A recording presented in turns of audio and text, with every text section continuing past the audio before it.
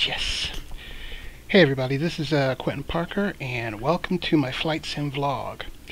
Today we are on the grounds of Portland International, looking to go to Missoula, Montana. And if you don't know your geography, that's quite a stretch. It's about 370 miles. But we have this puppy right here to help us get there in some semblance of speed and class and luxury. It is the TBM 900, given to us by the fine people at Hot Start just this weekend. This is a brand new release. Quite literally, the paint on it isn't even dry yet. I mean, not quite literally, it's digital, but you know what I mean. And yeah, so it's going to be a video of initial impressions. So let's do the initial impressioning. Okay, where to start? Well, we could start with the pre-flight. So we've got this, and you know what, it's probably best if we go back outside.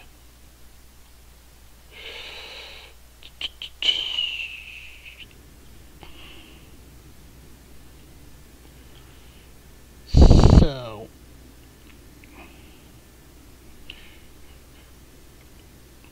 we can begin by closing some of these doors, like the passenger door.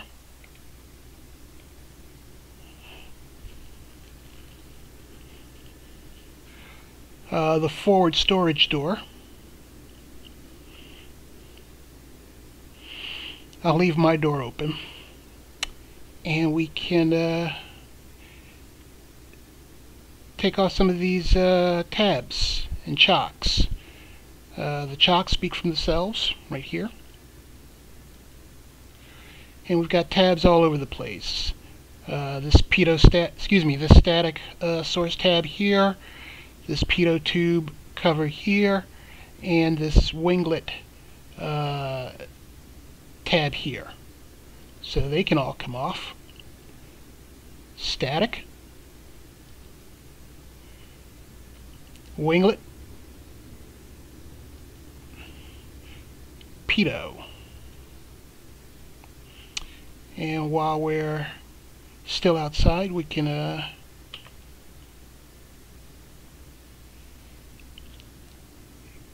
get this the propellers tied down to the exhaust. So we'll get rid of that. Alright. And just to show you while we're here, we also have available to us a ground power unit. So, yay.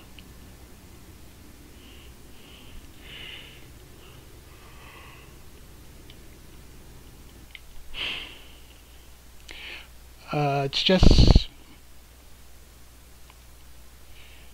myself currently, and you can see our current weight and balance situation in the envelope.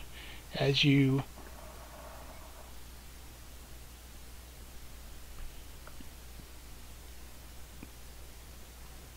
that was creepy. Oh, the door opened. As you add people, you know, the weight and balance changes considerably. And right now I have configured little warnings and advisories. So As I get familiar with the aircraft, I can remove those. So that's what's going on there.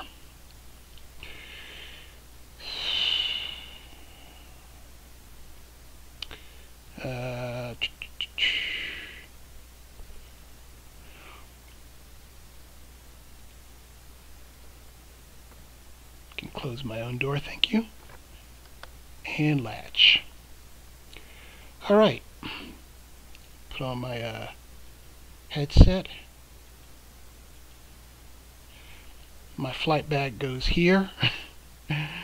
We're going to get this puppy started. And most of our startup is going to take place up here on this overhead bar, which is segmented into the necessary sections: exterior lighting, interior lighting, the electric bus bar, the starter and ignition section, fuel management, and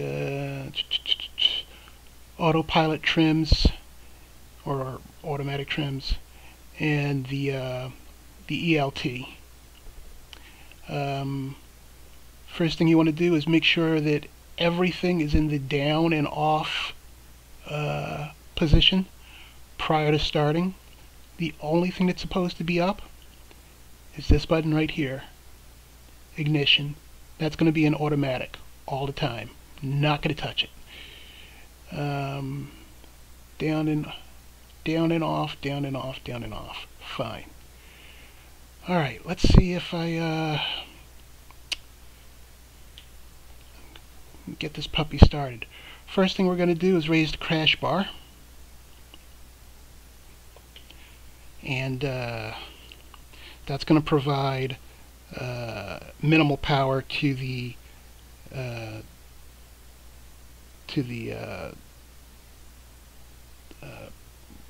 primary display, so we can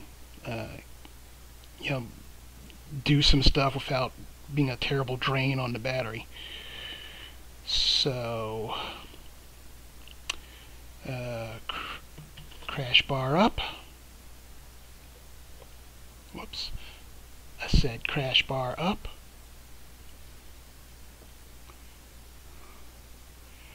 Okay, this is coming alive, and so's this. There we go. Initializing. And this is just a backup. I don't even know what to call it. A backup HUD or something. Here we go. Okay, and it's doing all its initial diagnostics. So while that's going on,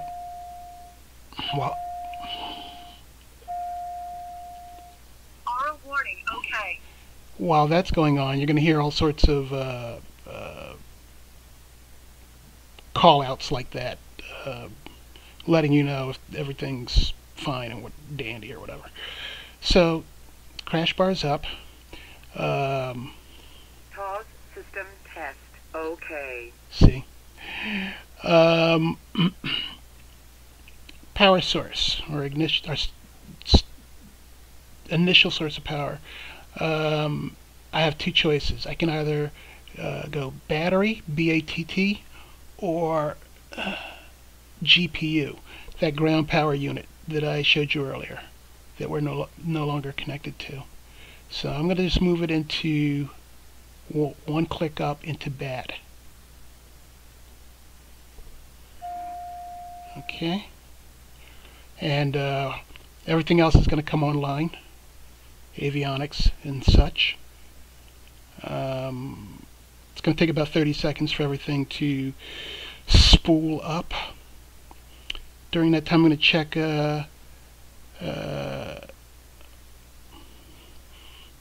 my caution messages. There's a few of them that I want to make sure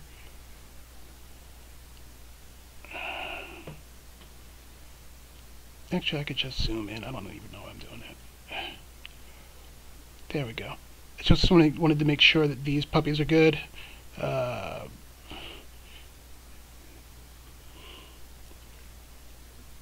Ooh. Door. Which door? The other 5, fuel pressure, oil pressure, low voltage, automatic fuel selection, and vacuum low, they're expected. I fully expect to see these. Door, I need to investigate. That's right, that was open. And there is a missing, okay, that's going to go away, and there's a missing caution, and that is the parking brake. And this is real important, real important. The parking brake situation is not a lever. What you have to do is you have to engage the toe brakes, like such. Engage the toe brakes, keep them engaged, and turn this tab 90 degrees to park. And what it, there we go. And what it does is I guess it locks them in place. So ideally, these are the 6 cautions that you can fully expect to see when you're starting up. If you see something else, investigate it. So we got that going. Just want to check to make sure that my voltages are at least 24 and a half. Yep, we're good there. Going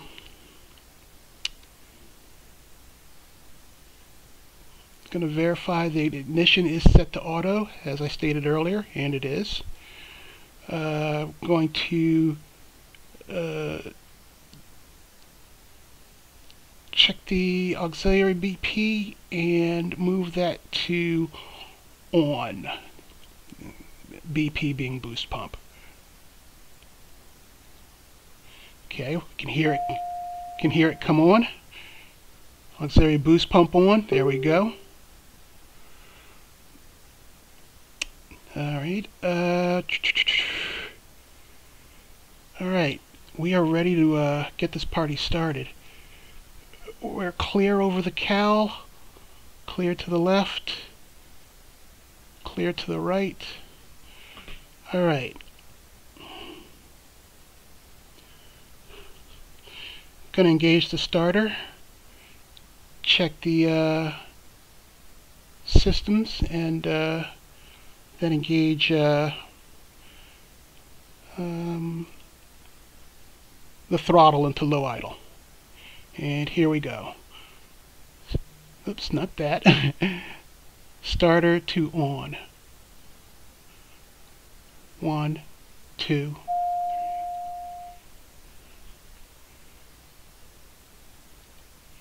Alright, NG's coming up.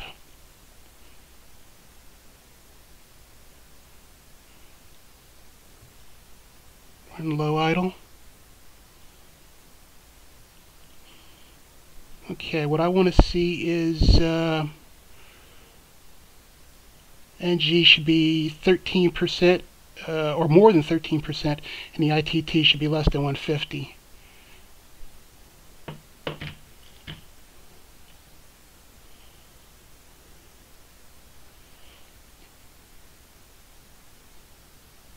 Okay, ITT.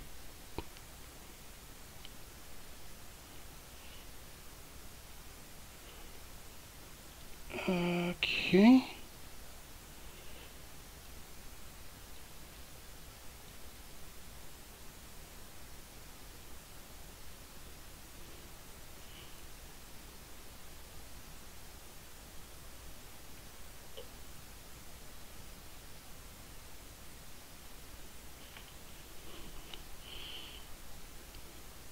Maybe I'll drop that back down to low.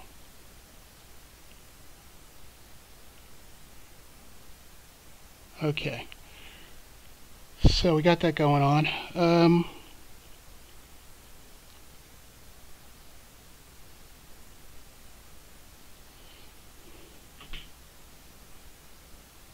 me a second. Reading off my phone.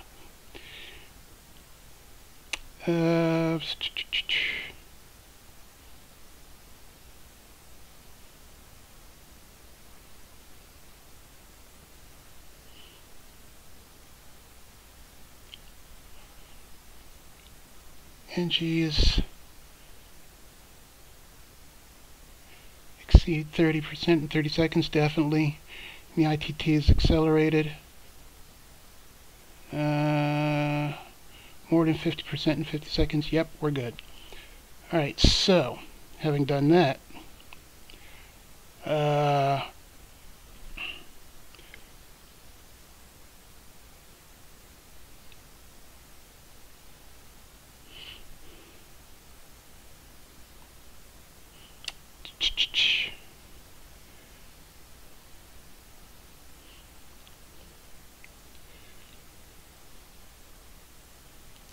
let's see, gonna go back to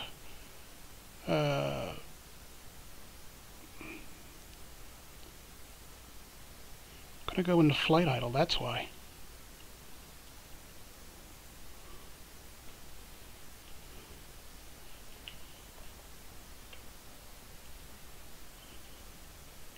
Alright, so we're sitting at flight idle.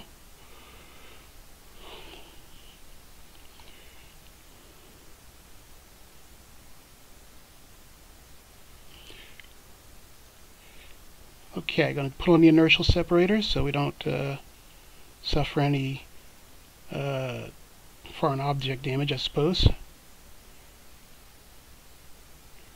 I'm also going to put on the pitot left and right heaters. Okay, they're off now. Going back to the overhead. Gonna put my generator to main. I said I'm gonna put my generator to main.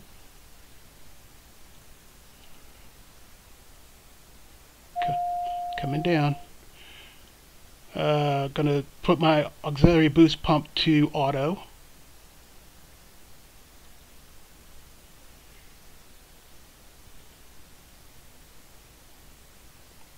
Gonna put my fuel selector switch to auto.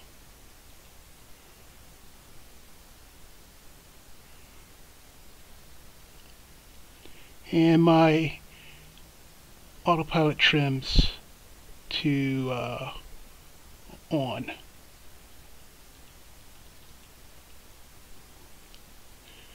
Cool.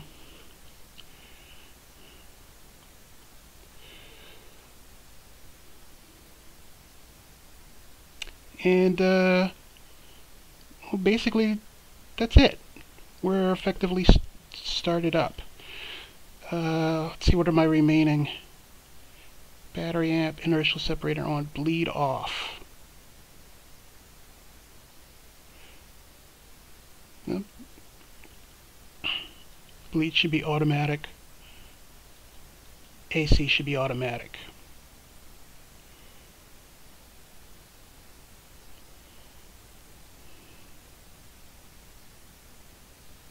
I'm also going to turn on the nav lights, strobe light.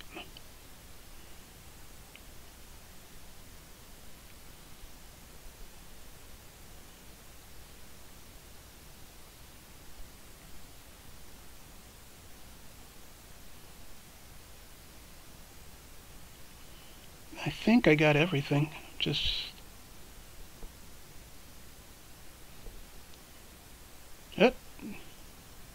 Yep. Parking brake is on, inertial separator is on. Cool.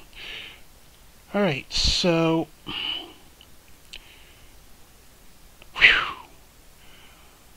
that was more for me than it was for you, because I've destroyed many of the engines here trying to get that just right.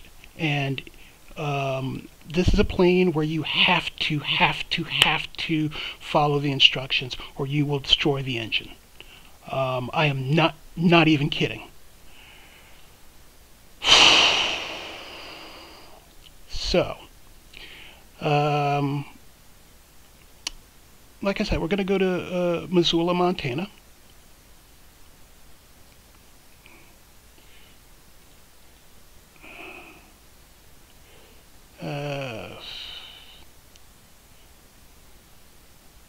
Okay. Can I do this from here? Guess not.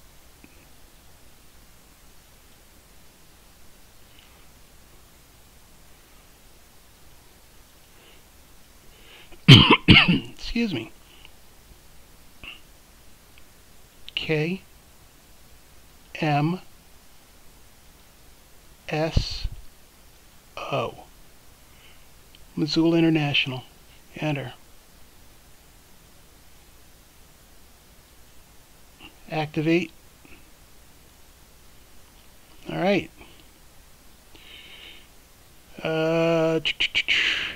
Direct track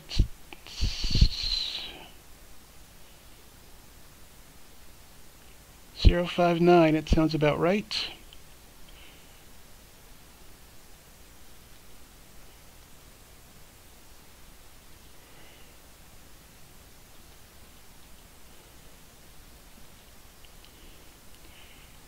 $361 nautical miles. Oh yeah, that's definitely right. So, okay. Matter of fact, let's see if we can,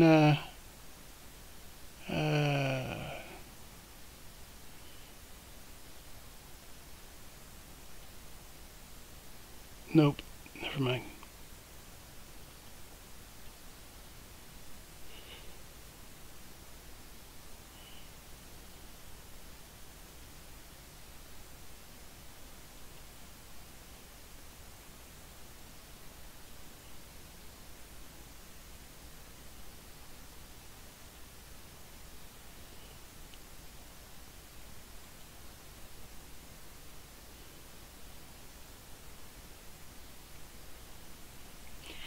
Ooh, show charts. Boom, baby. We have the current charts for Missoula pulled straight from the FAA.gov site. We have the departure procedures for that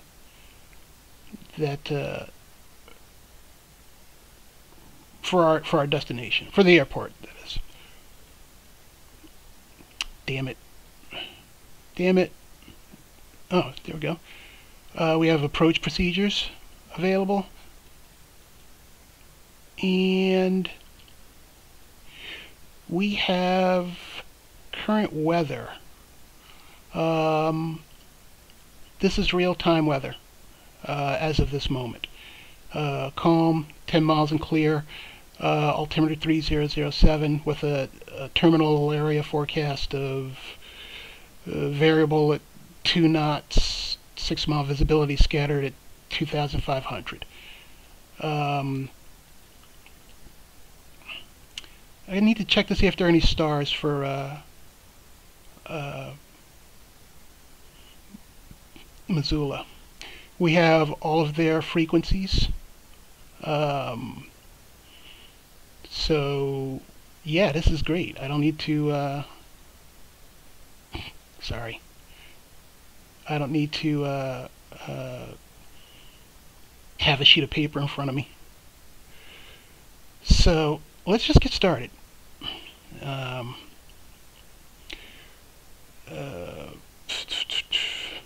me close this down.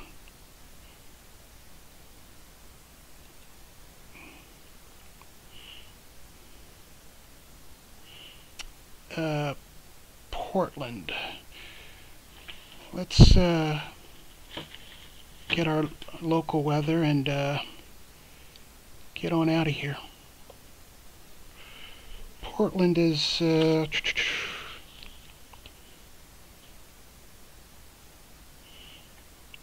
know what? I don't even know.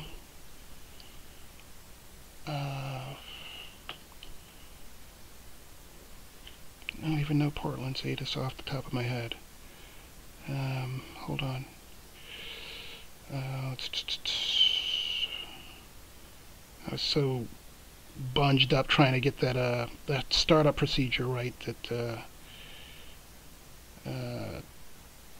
I forgot to get Portland's information.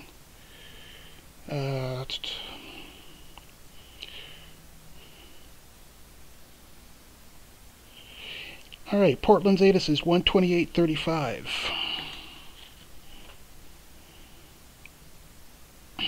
Sorry.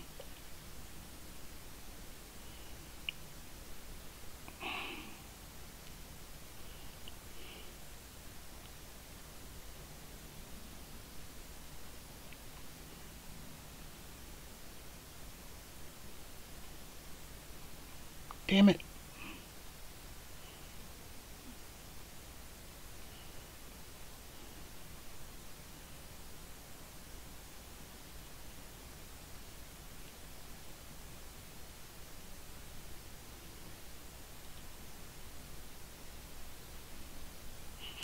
Whoops. Here's our communications panel over here. Let's turn on COM1. Portland INTL Information India. 1900 Zulu weather. Wind calm. Yay. Visibility more than 10. Sky clear. Temperature 13, dew point 7. Altimeter 2994. Arriving runways 28 right, 28 left, 03. Departing runways 28 right, 28 left, 03. Advise on initial contact. You have India. India. Where we are in the general aviation ramp.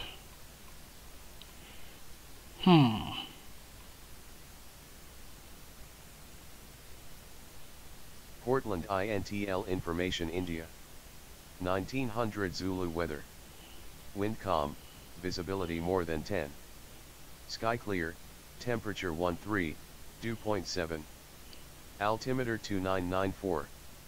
Arriving runways 28 right, 28 left, 03. Departing runways 28 right, 28 left, 03.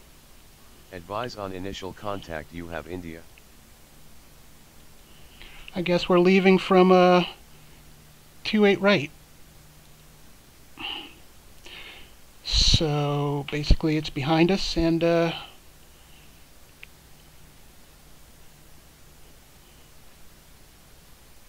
my left. Alright. Another important thing about this plane. It has an excessively powerful motor, the PT6. And as a result, you can't just keep it in a low throttle and use it to taxi on the ground, because you're gonna find yourself, you know, at takeoff speeds real quick. So it has to taxi in a taxi range, and to accomplish that, you have to activate this tab right here.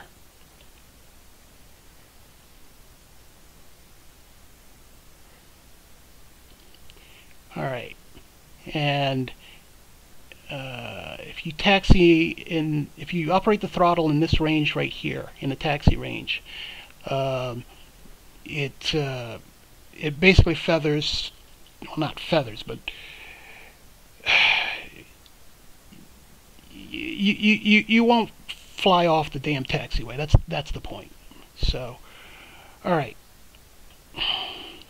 That being said, engage parking brakes. Excuse me, engage the foot brakes. Disengage the parking brake. Notice it's off.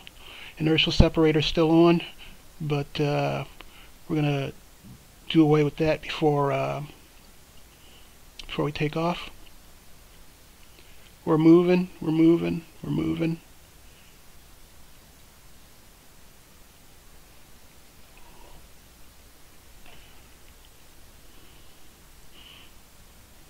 Cool.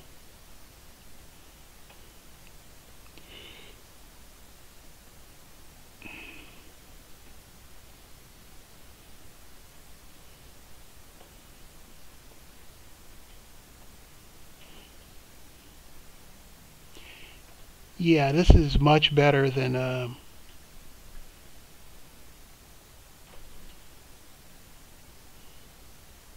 about to take out this dude's plane. Yeah, this is much better taxing than I was doing before. I mean, it was bad.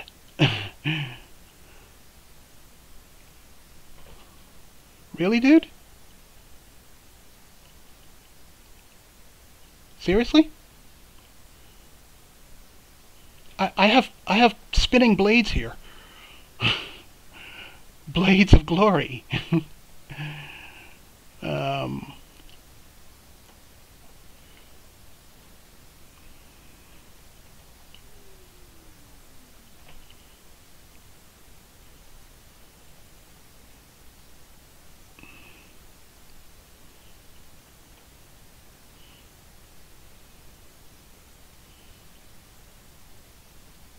Yes, this is so much better than trying to taxi in flight idle. So as I mentioned, that this plane is brand new, as in it was released Saturday at midnight, and I'm going to call it a success. I'm going to call it an overnight success because I lost sleep Saturday. You know, getting this puppy configured and flying it, and oh my gosh, I learned more about myself as a pilot than I did about this plane, and I learned a lot about this plane. The reason why I say that is because this plane is modeled so damn well. It is tight. I'm not even joking. I'm not engaging in hyperbole. I feel as if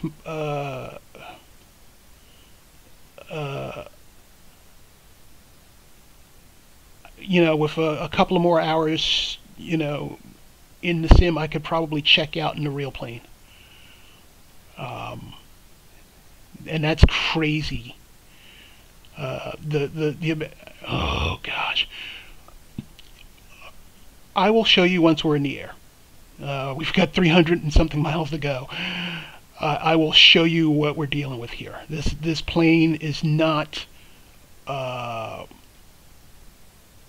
for anyone who is casual. This is not a casual plane. This plane is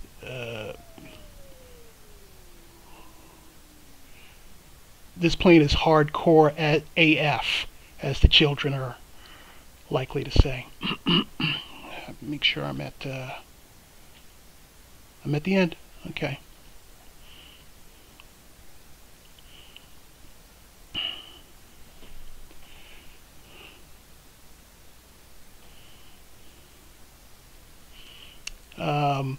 You have to baby this plane.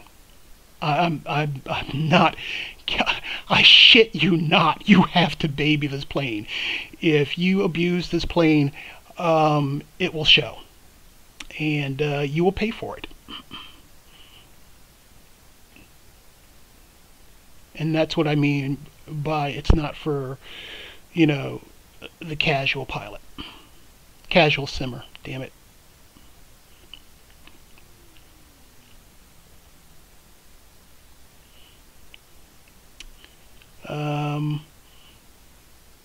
If it does come with a price tag, though. I'm operating it at least here at Portland, I'm running at 20 something frames a second. So once we get in the air, I fully expect that to change. So let's get it started.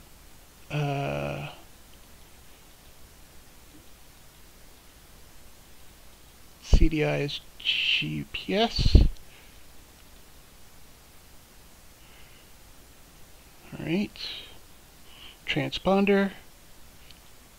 VFR. Set to altitude.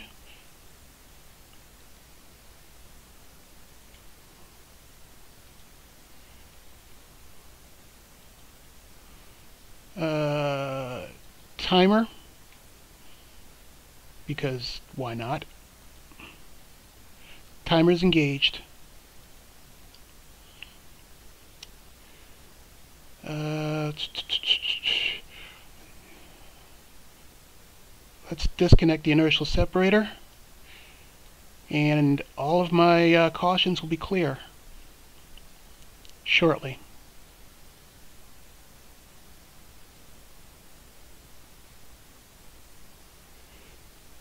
There they go. Drop a notch of flaps to take off.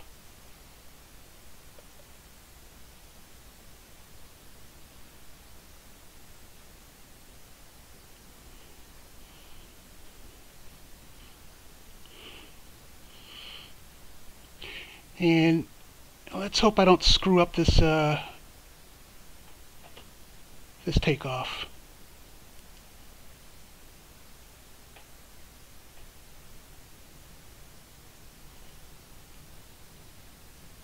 It is a very powerful engine.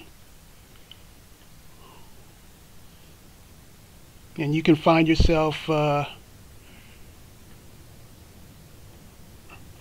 riding into the grass real easy.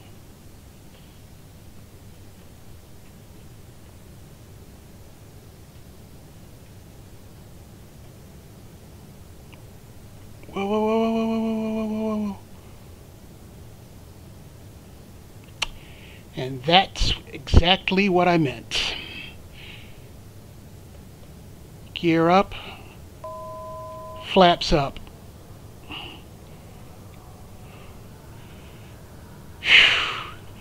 That was ugly. That was ugly as sin.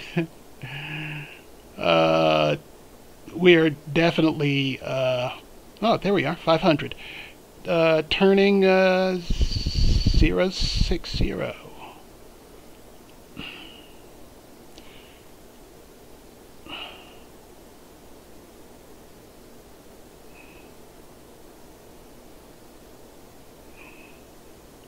Keeping my eye on the torque, because you will blow your engine if you over torque it.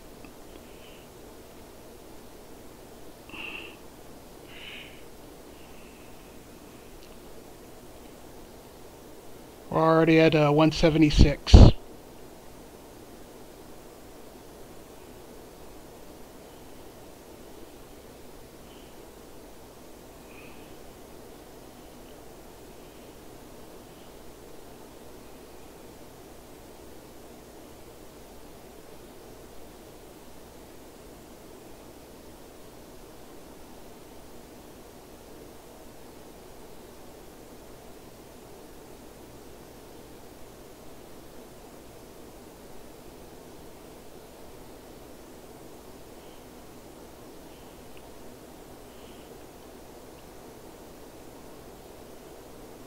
And engage the autopilot.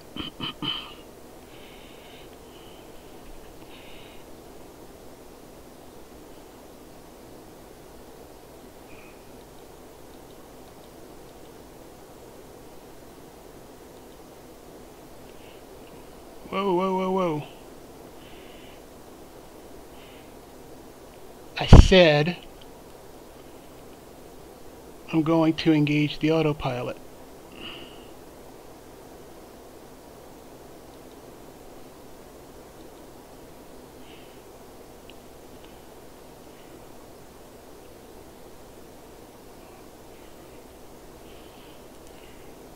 Okay. I'm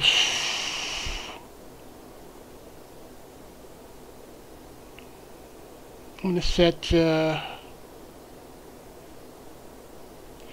my altitude for, what, 11,000? 11,500.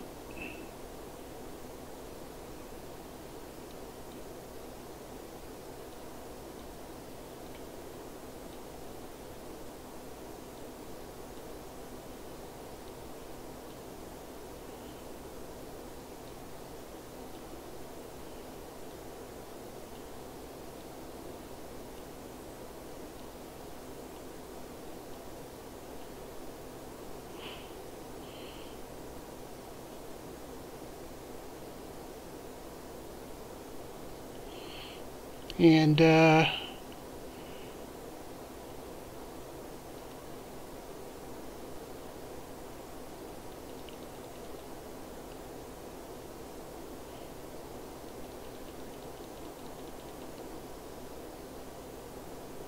whoa, no, that's not what I wanted to do at all.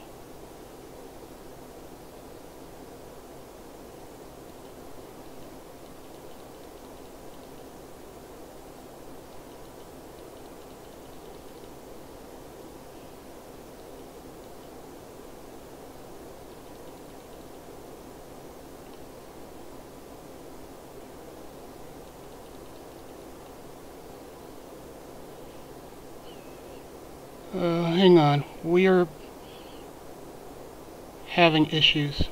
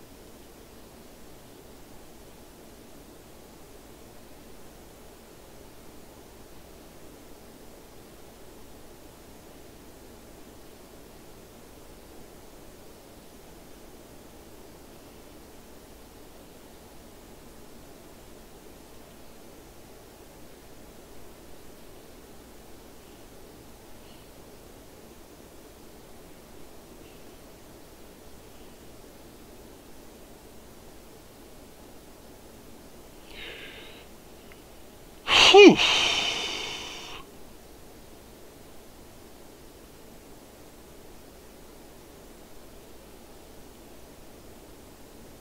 I see it.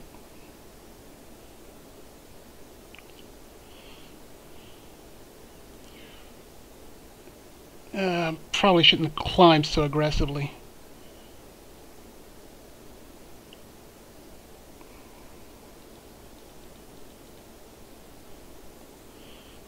There we go.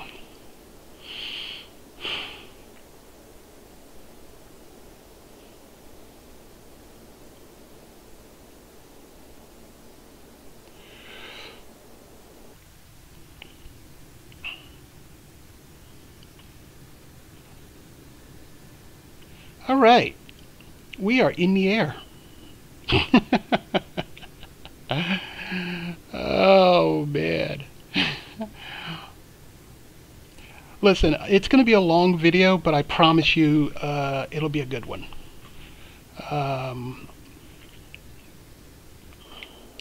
So, hang on, let me see something real quick. Alright,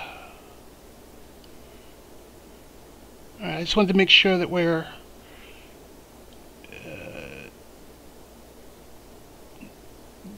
getting on course. Looks good.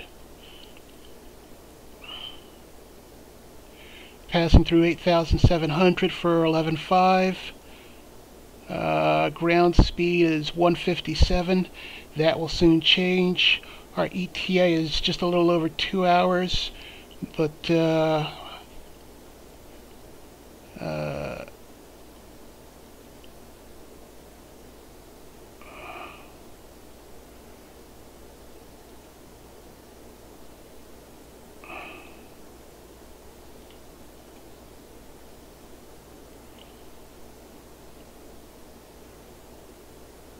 wow, that was stupid.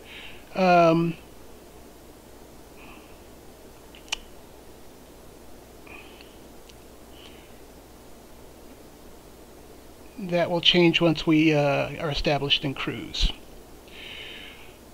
All right.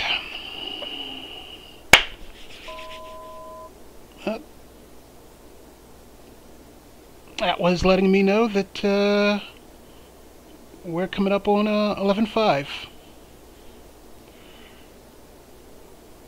2 hours and 3 minutes now.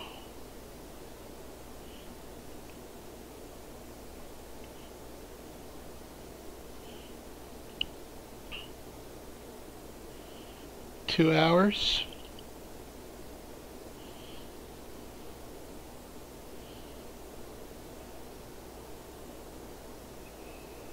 $11.5.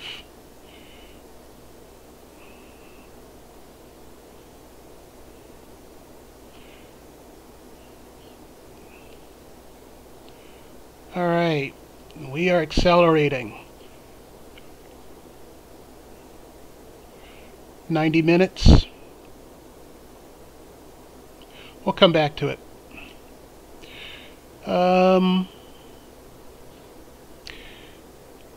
So, why do I own this plane?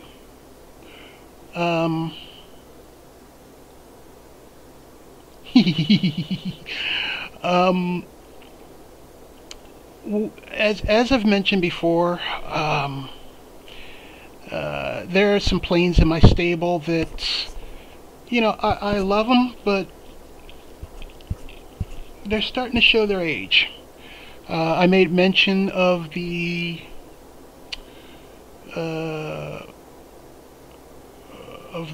Piper Warrior, and as much as I loved it, and I still do, you know, don't get me wrong, it's always going to be my baby. And I saw it.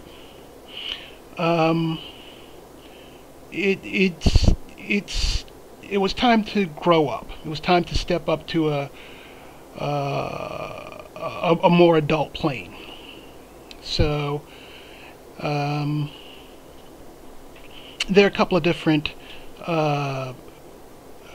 aircraft that are vying for the position as my kind of medium weight, you know, puddle jumper. And the plane that's out in front right now is Aerobask's Velocity V-twin. I friggin' love that plane. I really do.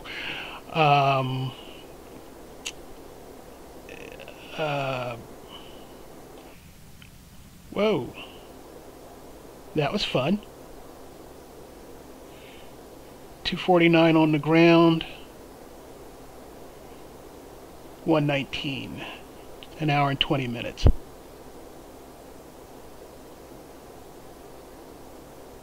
Shh. Surely we can do better. 0.4 Mach with a 4-knot tailwind.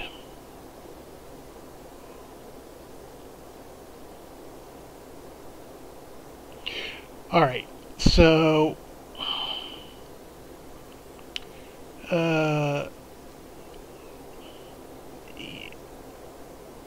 you know, I was thinking, I was looking around and I saw that you know, there are planes in the PC-12's range that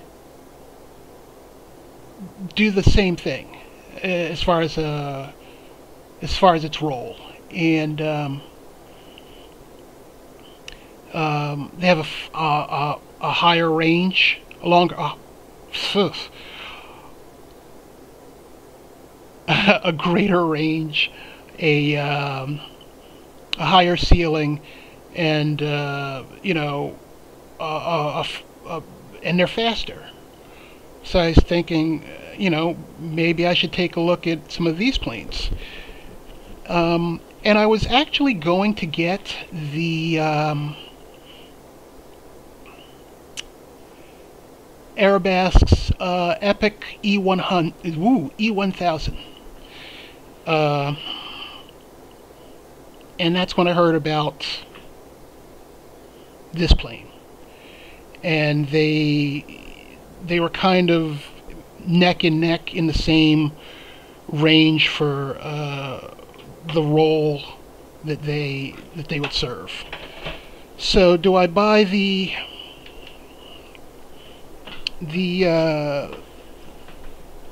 Epic E1000 for, I don't know, what was it, $30 or something?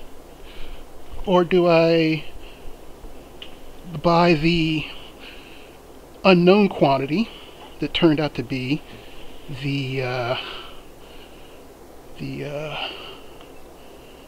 this puppy for, I guess, $70? So I pulled a why not both, and I got them both. And I gotta tell you, I'm glad I did. Because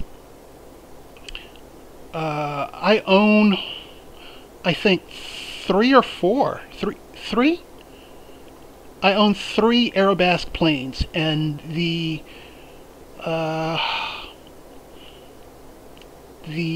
consistency of attention to detail across their fleet,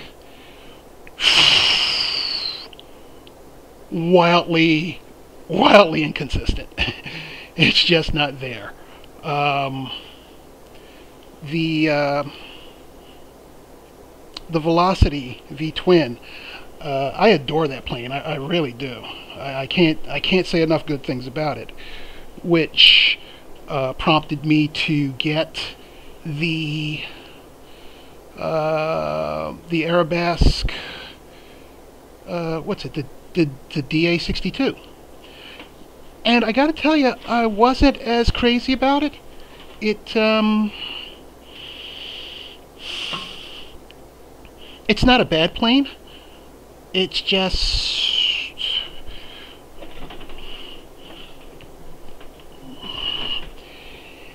it's missing that it factor that the V-twin has, and it's flyable. Don't get me wrong. I like it a lot. It's just, I don't know what to say about it. So the E1000 comes along, and whew, it could have spent a few more weeks in development. I don't mean to say that it's buggy. I mean to say that it's just kind of it's just kind of blah. It's just kind of an empty shell wrapped around a GPS, and not even a. I don't know. Your mileage may vary. I was disappointed by it. So that's what I mean by I'm glad I got both, because this plane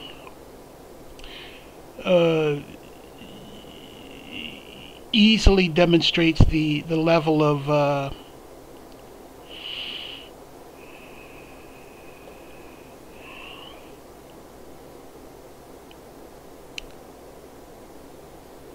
quality that I want in my simulated planes.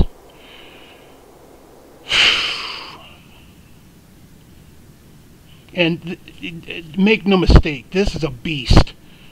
Not just for the plane that that's modeled, not just for the powerhouse of this engine and that propeller and the airframe, but the way they chose to model it is nothing short of amazing.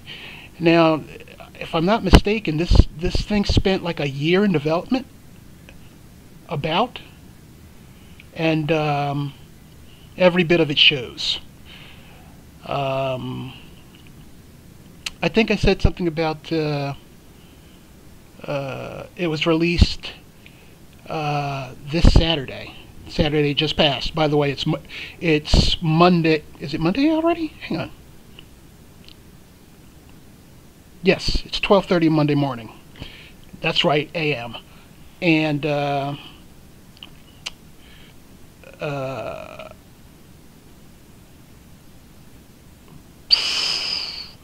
there, as of this time, there are already 3 patches. There may be 4. Let me check my email. Hang on.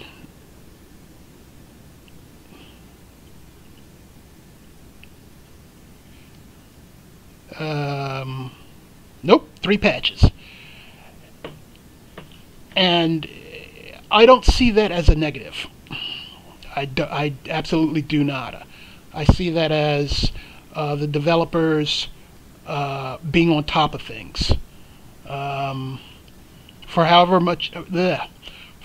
long it's spent in development, there were still some things that, might have gotten missed. And as they released it to the sim community at large, people with different systems and different ways of flying and different, hardware. Well, I already said that. They're more apt to find some of these minor picayune issues and report them, and that's exactly what they did. So that resulted in a slew of work over the weekend, over its release weekend. You'd think that these people would be resting over the weekend. No, they were addressing issues. So yeah, it was released, and within 48 hours of that release there were 3 patches. That's not a negative.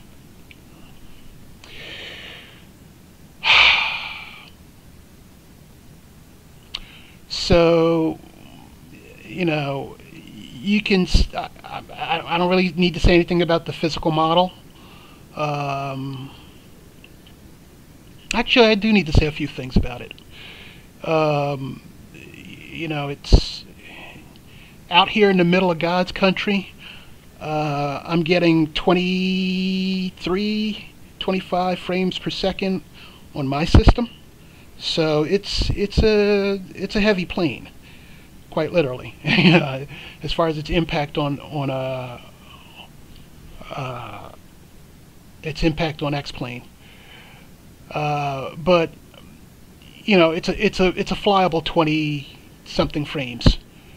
So I'm not offended. All right, so here's what you get for your simming time and money. I don't even know where to begin. All right, first off, you can configure your own registration. That is my personal registration. If you are a user of VATSIM and you hear that if somewhere, that's me. So hey, holler at your boy.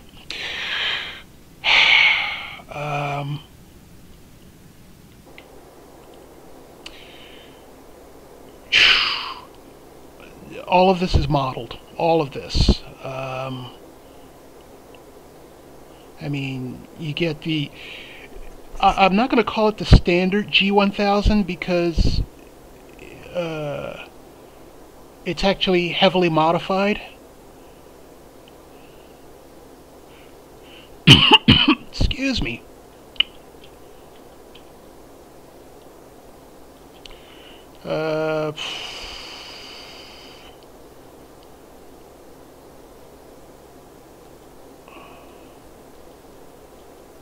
Oh, that's right the first time.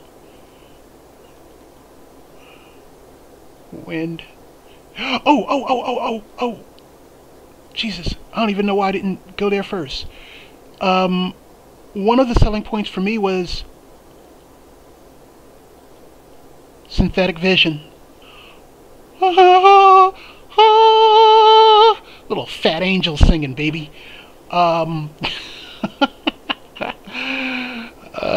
man. This is an IFR must. This is great. This is what I've been looking for in my Cirrus planes. You know, because I know they have this.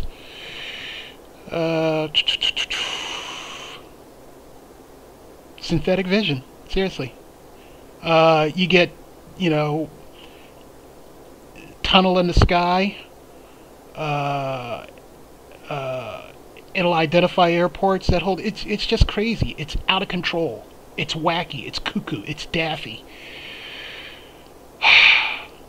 Love it.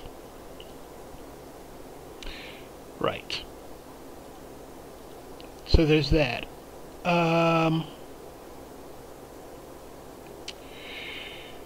The heart of this simulation is the engine, and you gotta be mindful of how you're managing it. Or like I said, you can destroy the engine real easy if you're sloppy. How do I know? Because I've done it a couple of times. And oh snap. Okay, that side menu that was here. Apparently you can only access it while you're on the ground, because otherwise I would have shown you guys a few things. Oh, okay, wait a second. Alright. You can have multiple airframes that you have loaded.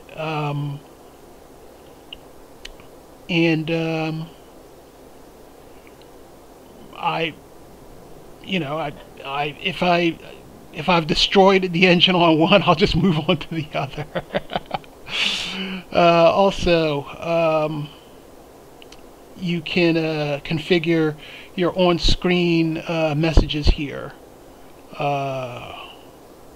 and a couple other things. It's just kind of minuscule stuff. So that's one.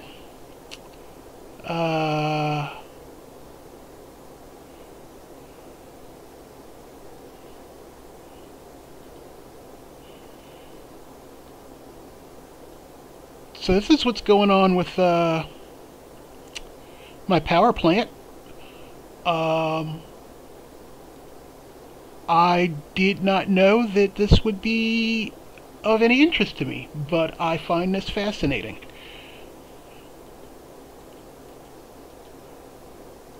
Pretty steady right now. Ooh. Ah. Ooh. Just kind of, this is Scotty and engineering shit right here. This is crazy. And again, this is stuff that I would be looking at on a long haul like this. 300 miles is a long haul.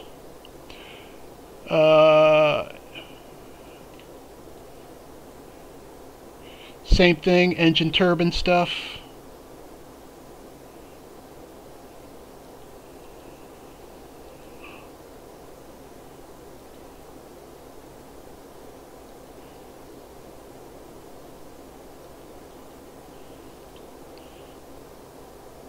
Craziness.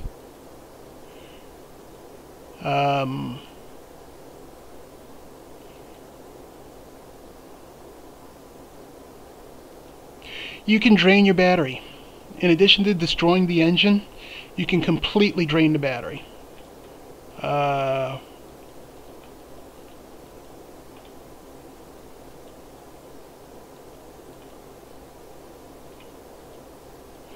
And you'll know because nothing will turn on, and that little cart out front is going to be worth its weight in gold.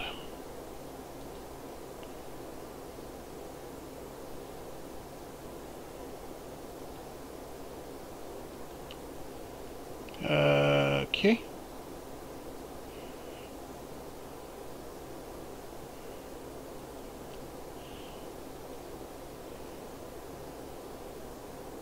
Headset on.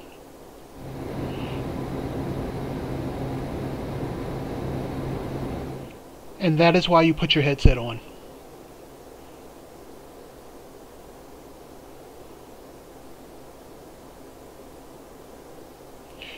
Setup chart access is for, I guess, our European users who have an account with their FAA equivalent. They can just enter their username and password, and they can get European charts. I'm not going to whip up the tutorials because it'll stop the session. But you get 3 tutorials, and they're very much needed. One is how to start the plane, the other is how to taxi, and the other, yet another, is how to engage the throttle, or how to work the throttle. And none of them are wasted.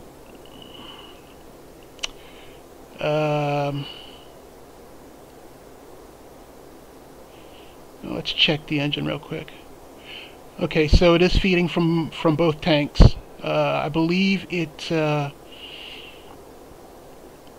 swaps tanks every 15 nautical miles.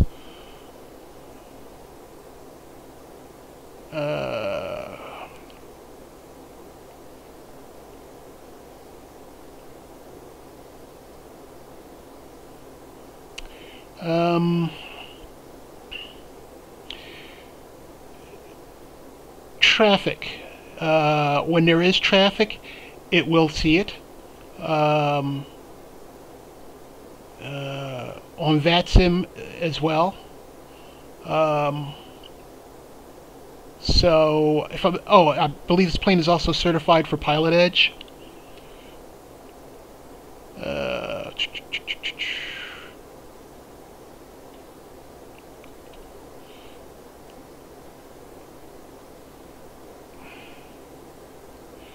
And, oh,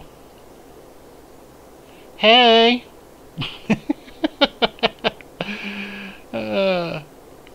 because, you know, there's a bathroom up here, and I'm not sure what's going on here, but I fully expected to find Han and Chewie hiding. So,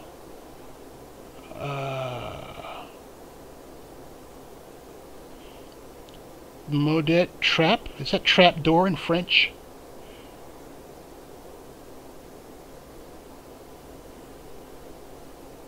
So these fuses are serviceable.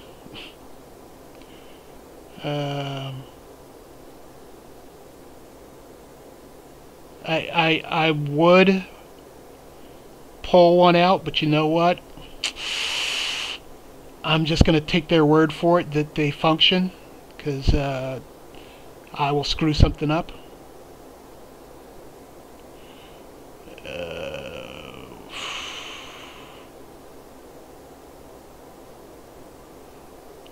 Comes with your standard checklist as well. No, that's not what I wanted.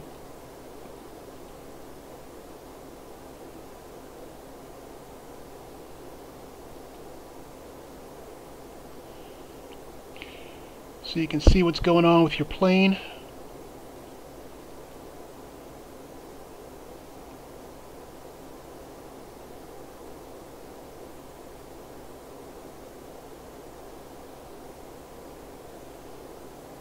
Yep, auto.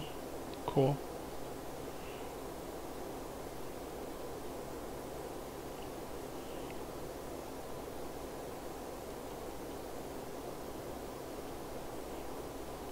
I'm not sure what that is.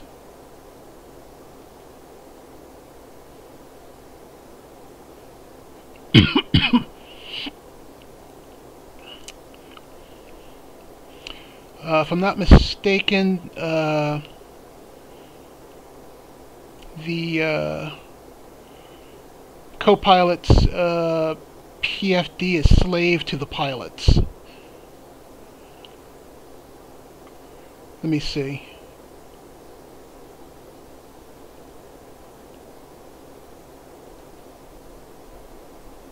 Yep.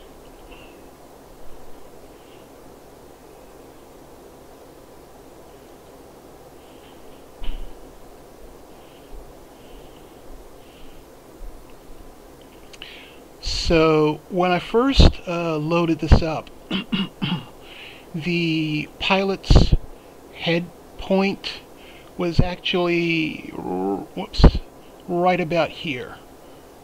And I thought that was very odd because this is your side view. And then I'm looking down and I'm like, well, if the seat's here, how am I supposed to reach the pedals? So I'm thinking these seats are supposed to slide forward. Right now they're slidden. They're in a rear position. It just switched tanks. So I'm thinking that they slide back so the pilot and co-pilot can access their chairs easily, but once it's time to fly, they slide forward so they can reach the pedals and control yoke. But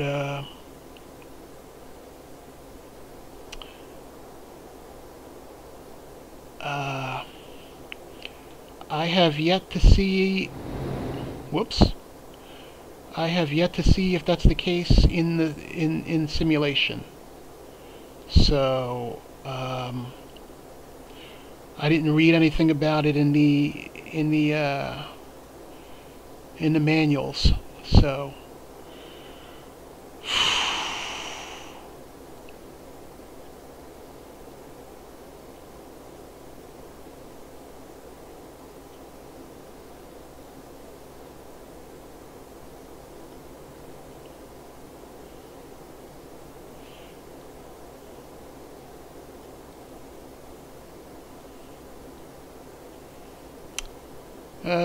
what else can I show you?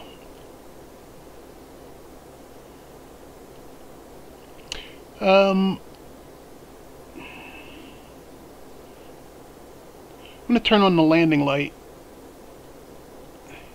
and we've already got nav light and strobes on, but I'm going to show you this pulsing light. Alright, check this out.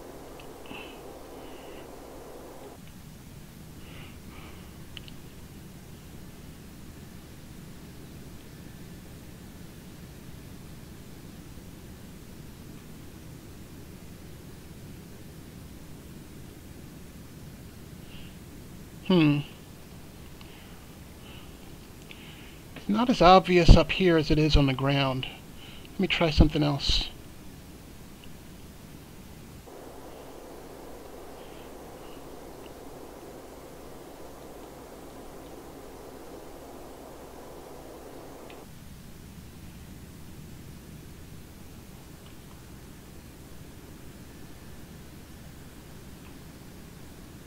Oh, there we go. You've got this this pulsing action going on, and it's just just a little bit more in terms of being seen. You know, it's likely to catch someone's attention. You know, not just a steady light, but you know, a pair of ebbing pair of ebbing lights. So I think it's a good idea. Pulse off, lights off. I haven't flown at night, so I can't render any commentary about the lighting situation.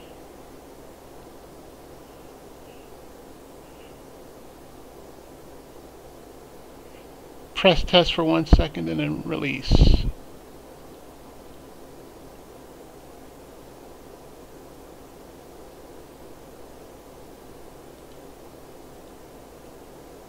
Okay, I guess that's it.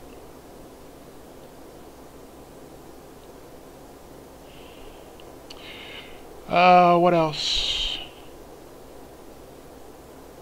That would have been cool if the oh,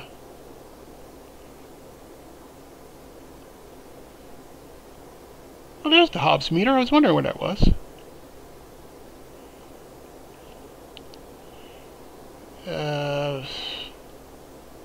Would have been cool if the fire extinguisher was modeled.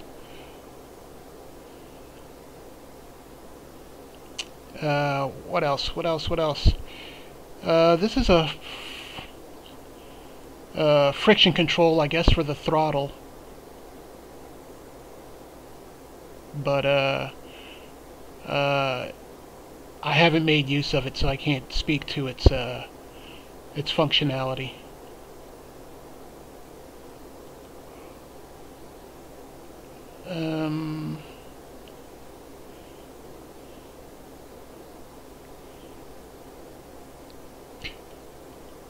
I just picked music because why not?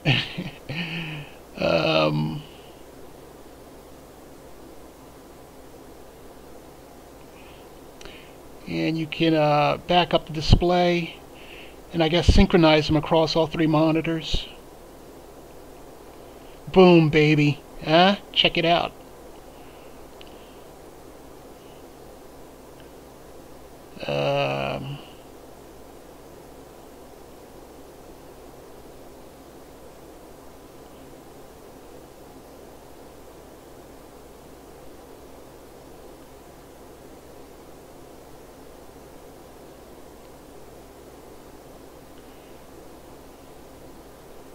Okay. Okay. Green across the board. Alright, we've got 200, just over 200 miles to go. And we're at 0.4 Mach on the ground. It's, I guess, what, 260, 270 on the ground?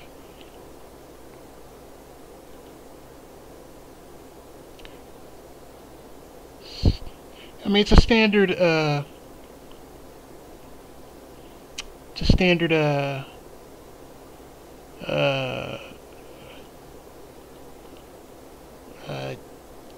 G1000. At least it appears to be so. Until you throw in that synth vision. Hey! What else?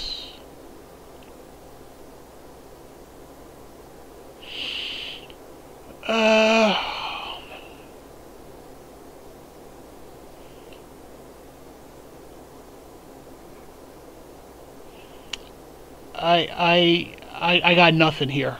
You know, I've got, you know, roughly 3 monitors that tell me all the same stuff. I haven't had need to engage this backup monitor just yet, but who knows? It may come in handy, particularly if like the battery dies in flight or something. I don't know.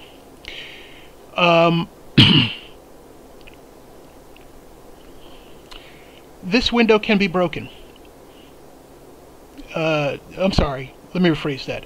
This window can be shattered.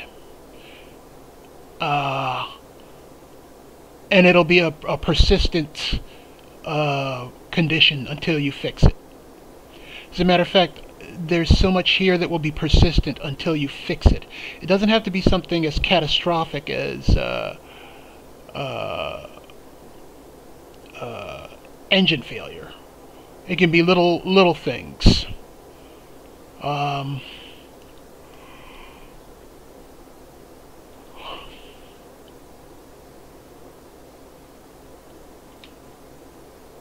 Check it out. I'm wearing an oxygen mask. Huh? Huh? Huh?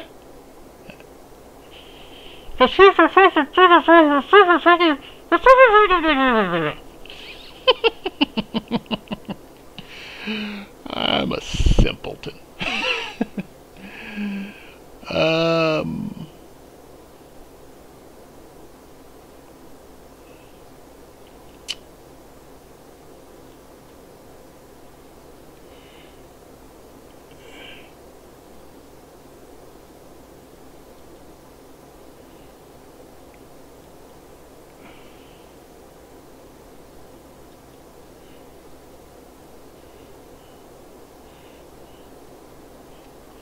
So there's room for a pilot, co-pilot, and undercurrent configuration 4 passengers. It's like CSI or something.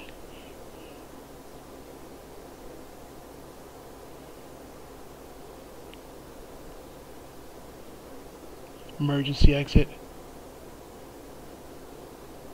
Doesn't appear to be modeled, but I'm not going to mess with it.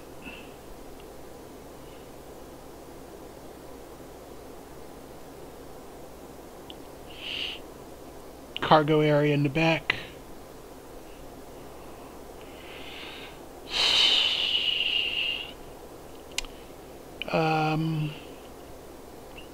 So, getting back to persistent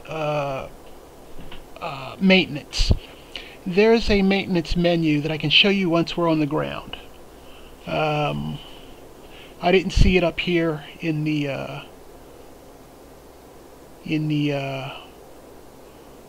pull down. Yeah, it's not there.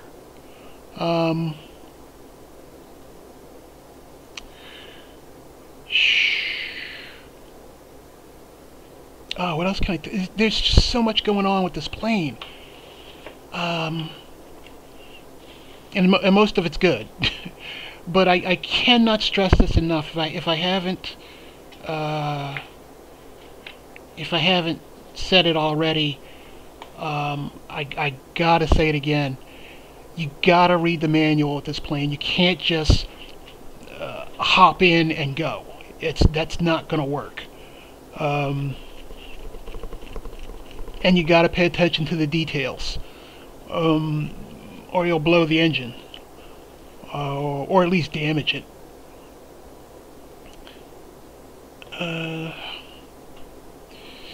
You know, there's some notes I took.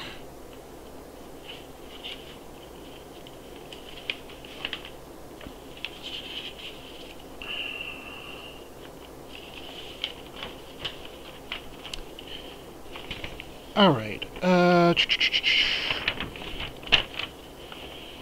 So, performance-wise, I believe this puppy tops out at 31,000 feet. Flight level 310.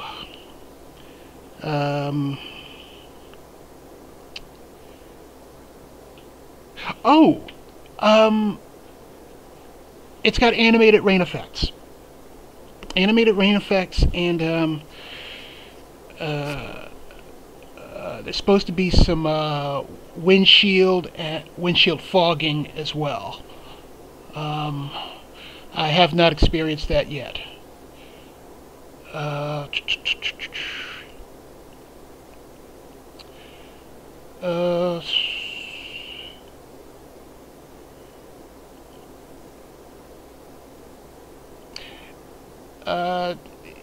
Okay. It's one of the selling points, at least for the marketing concern, is that this render of this plane is multi-threaded. to take advantage of modern processors. I'm not sure how well that's working. If I'm getting 24 frames a second in the middle of nowhere,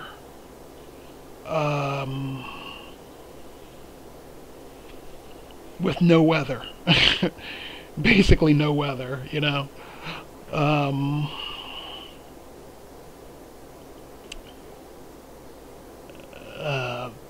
so I'll just take their word for it.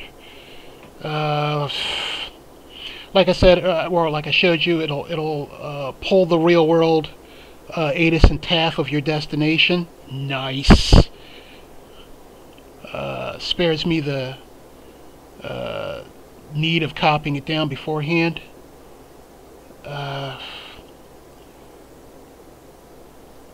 The voice call-outs, but other planes have that.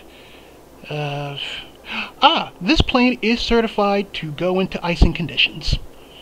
Other planes, I like that, because other planes have methods of managing the ice if you fly into it involuntarily. This plane is like, fuck the ice. It'll just fly into it. So that's cool. You'll notice that there's only a power lever. There's no mixture. There's no prop control. It's just a power lever. But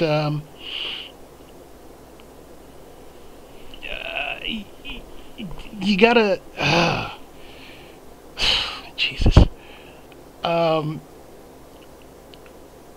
You gotta baby that. I'm not gonna move it, but do not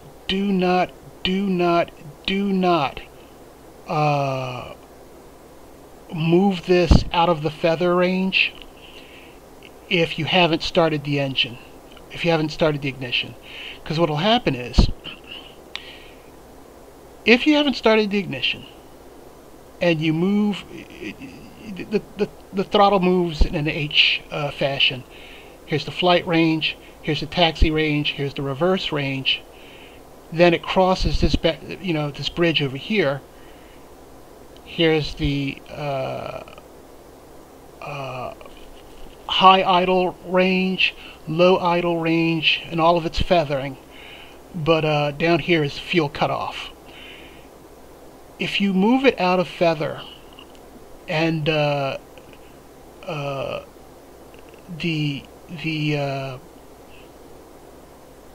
you haven't started it, basically, it will automatically, once it comes over here, it'll automatically lock into reverse, and you can't move it. You can't move it at all until you start the plane.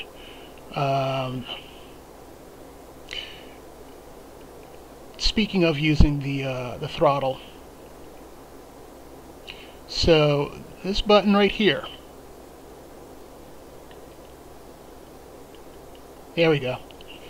This button right here is a lockout tab, which allows you to operate solely, if you're in the power range, to just make full use of that. But if you need to jump in a taxi, if you need to jump into a taxi, you engage this lockout tab and you pull it down into the taxi range, and you can operate through that. But normally, if I just close the throttle right now, it'll stop right here. Engaging this this tab allows me to jump into this range, and this one, to be perfectly honest. So far I haven't had to use thrust reversing. Normally when I land, I've got a fair bit of runway in front of me, so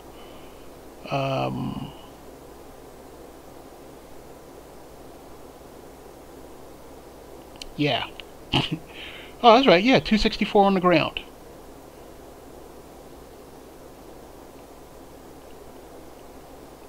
"35 minutes to go, people."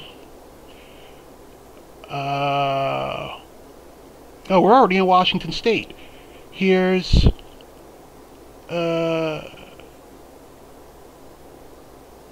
Spokane International, Fairchild Air Force Base. Is that Coeur d'Alene? Yeah, it's Coeur d'Alene. And I believe the PUW is Puyallup. Yeah, that's Coeur d'Alene. So, matter of fact,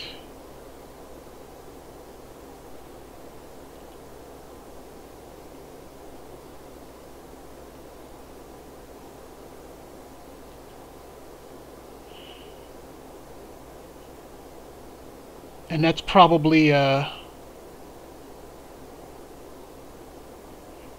this blue one right here, that's Feltz Field.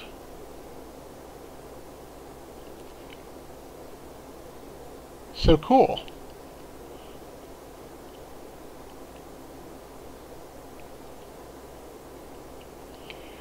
And this VOR, that's Mullen Pass. So this is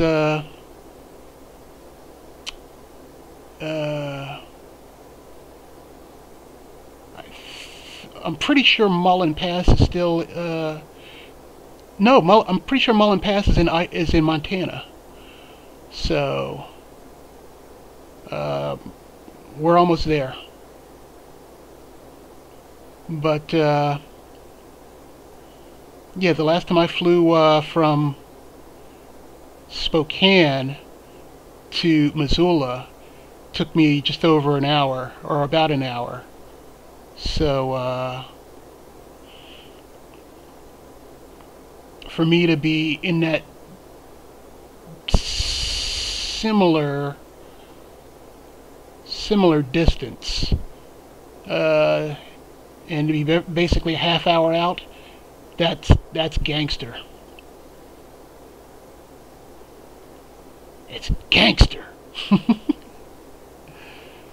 I'm not sure what's going on here. Gimme, gimme, gimme, gimme, gimme.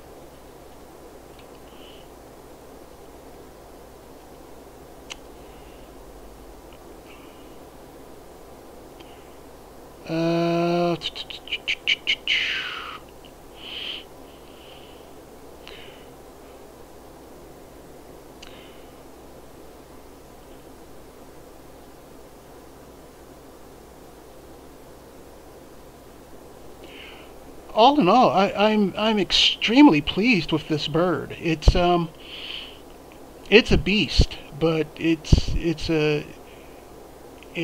like the never-ending story. You know, you learn to ride the dragon, it'll take you places.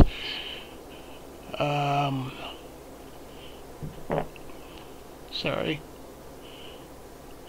I believe wing icing is modeled, but I haven't flown in icing conditions to prove that.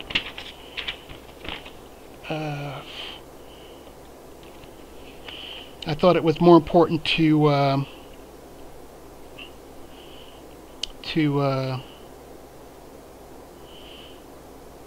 fly in the light of day where you can see what's going on.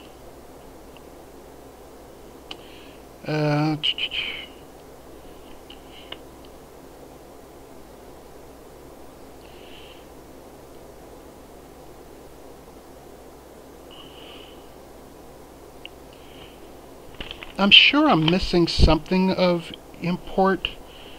You know, I can probably just read from their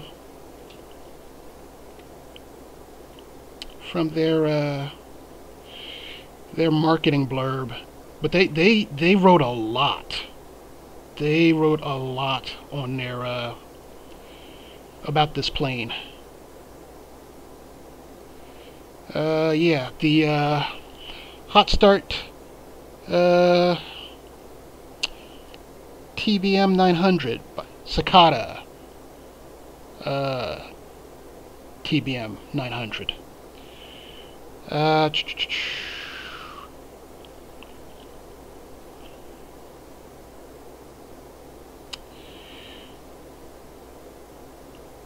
The most sophisticated study sim level aircraft available for X-plane. Agreed. I'm impressed.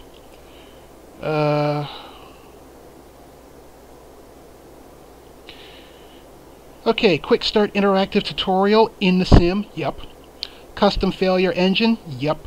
Fully simulated icing and rain effects both on the windows and airframe. Yep. I can only speak to the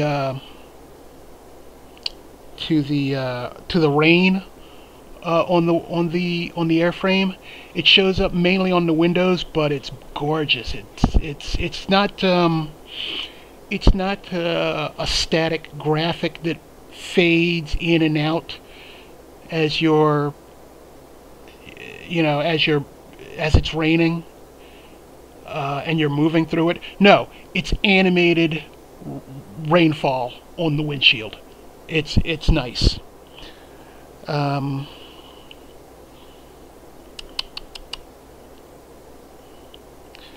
Custom 3D sound engine with real sounds recorded from a TBM 900. Yep.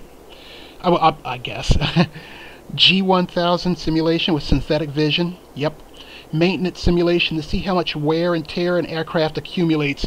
Yup. I will show you that when we're on the ground.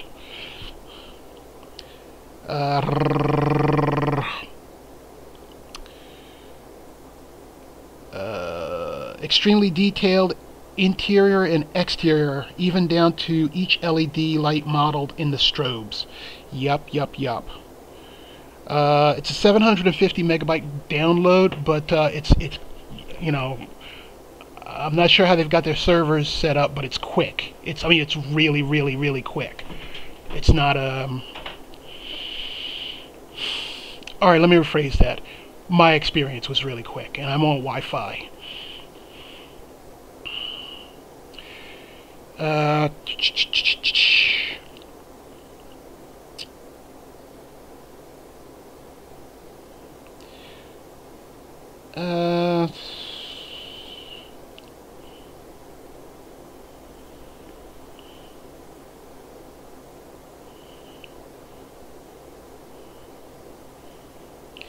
You get 1, 2, 3, 4, 5, 6, 7, 8 liveries with the plane. This one caught my eye because, hey, it's my colors.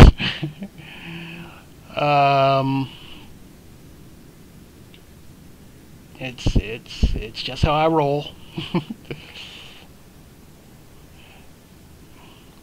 And I already said you can customize your registration. And when I say customize, I don't mean just the number. You can indicate a slant. You can customize the size of the border. You can throw a shadow on there. The only thing I see that you can't change is the typeface. Let's check it out. Yeah. So if you need to jockey the position because you changed the size of the font, you can do that. The font is Blue Highway Bold. True type font. You can change the color. You can change the slant, and this is for both sides of the fuselage, left side, right side. You can throw a shadow on there, and it's offset, and change the color of the shadow and the outline thickness. So, you can have fun with this thing. So,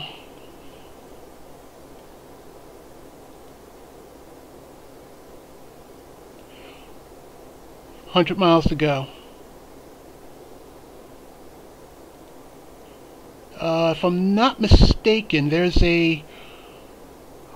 normally I would start descending, you know, maybe 50 something miles out, but there's a high mountain. Oh, here it is. There's a high mountain range just in front of Missoula, and I think it comes up to like I don't know, 10,000 feet. So it might be this stuff here, but I won't know till I get closer. On the map, it said the highest point in this area was about 10,000 feet. So once we get a little closer, we can check it out and see what kind of descent I'm going to have to do. Actually, we might want to tune in. Whoops, damn it. I might want to tune in Missoula, because we're flying with real world weather. Missoula is 12665.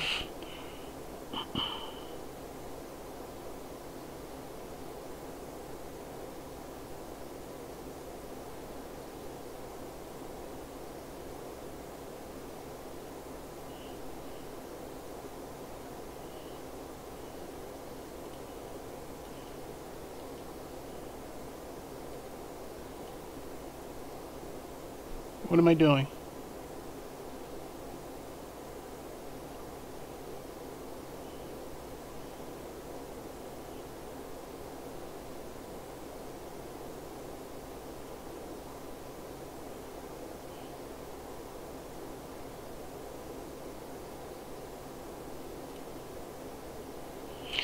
Alright, so obviously at 100 nautical miles out, we're way too far out to pick it up, but we'll leave that as active, and we're definitely on mic one, excuse me, COM 1, so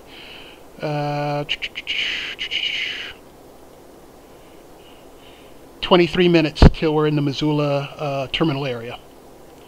Loving it, loving it, loving it. So real quick, these are the notable highlights according to the good people over at PopStart. Highly multi-threaded system architecture to leverage performance of modern CPUs with many cores. Flight model tuned to perform within a few % of the real aircraft in the normal flight envelope, including maximum install speeds, rate of climb, fuel burn, trim behavior and control feel, full aircraft state persistence. Yes, yes, yes, yes, yes. Each switch, flight control position, fuel state, and on-airport position is restored upon reload. Even between reloads, system resources change in real time. The engine and oil cools down slowly between flights, the battery drains, the tires slowly deflate, etc. Fine-grained systems model, down to individual subcomponents. The always-on failure system realistically responds to wear and tear and overstresses for each subcomponent. Damn it! Each subcomponent based on individual load factors: over torque, over temp, frequent starts, hard landings, operating in FOD contaminated environments, and many more, all affect individual subcomponent wear and tear and service life. How baller is that? Subcomponent wear realistically reflects on aircraft performance. Worn engine parts reduce maximum available power. Worn prop reduces top speed. Worn tires result in worse grip during ground ops, etc. Aircraft Maintenance Manager to inspect and repair or replace any damaged subcomponent. The Maintenance Manager tracks per airframe operating expenses in a realistic manner to show the real cost of owning the aircraft. Baller, baller, baller. And that's what I'm going to show you once we're on the ground. Yeah, it's unavailable right now. Normally it pops out of the wall.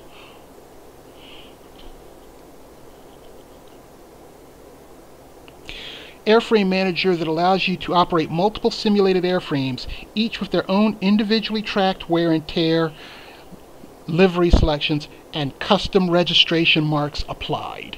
Yes, yes, yes.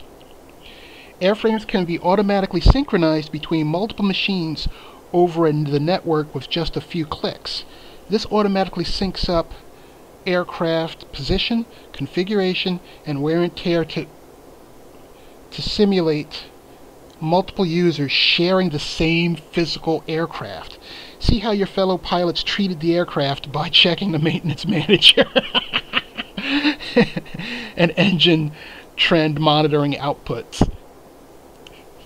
So if we're like at a flying club and somebody's like just abusing the plane, I'm kicking them out. It's that simple. I don't care how recently they paid their dues. Bastards.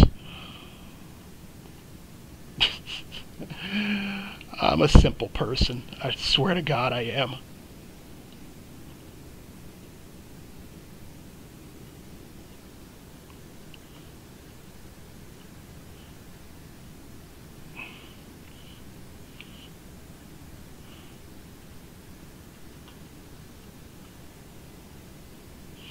That tail looks like it belongs to a Mooney. Looks like a Mooney Bravo or M20 or I don't know what the hell, M200, M2 something.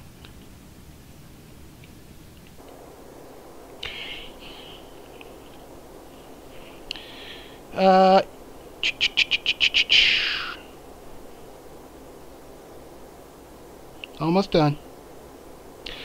X-Plane 11 G1000 avionics stack with lots of customizations and overlays to simulate the special extensions in the real TBM 900. This includes a custom ECS systems synoptic pages and special integration with the extra simulated systems such as the weather radar, TAS, electrics, etc. Integrated synthetic vision into the PFD with obstacle display, navigation pathways, airport labels, and TAWS-B integration. Ha! Integrated live charts display from the FAA and autorouter.aero. AERO. Navigraphic integration will be available in a future update. Fully custom electrical system. Simulation of all buses. Switching behaviors and reconfigurations. Full circuit breaker system. Integrated with an X-plane failure failure system. So a failed or failing system can pop a breaker. Highly accurate PT6 engine with realistic startup and operating behavior. No shit. Engine lag, secondary fuel flow, ITT evolution, response to auxiliary load, and many more fine-grained behaviors. Custom prop governor with all modules simulated, including electric auto feather with negative torque sensing. Crew alerting system, the CAS. Crew alerting system integrated into the avionics stack with all enunciations, takeoff landing inhibits, flight state filters, and corner cases simulated. I have no idea what a corner case is. Don't ask.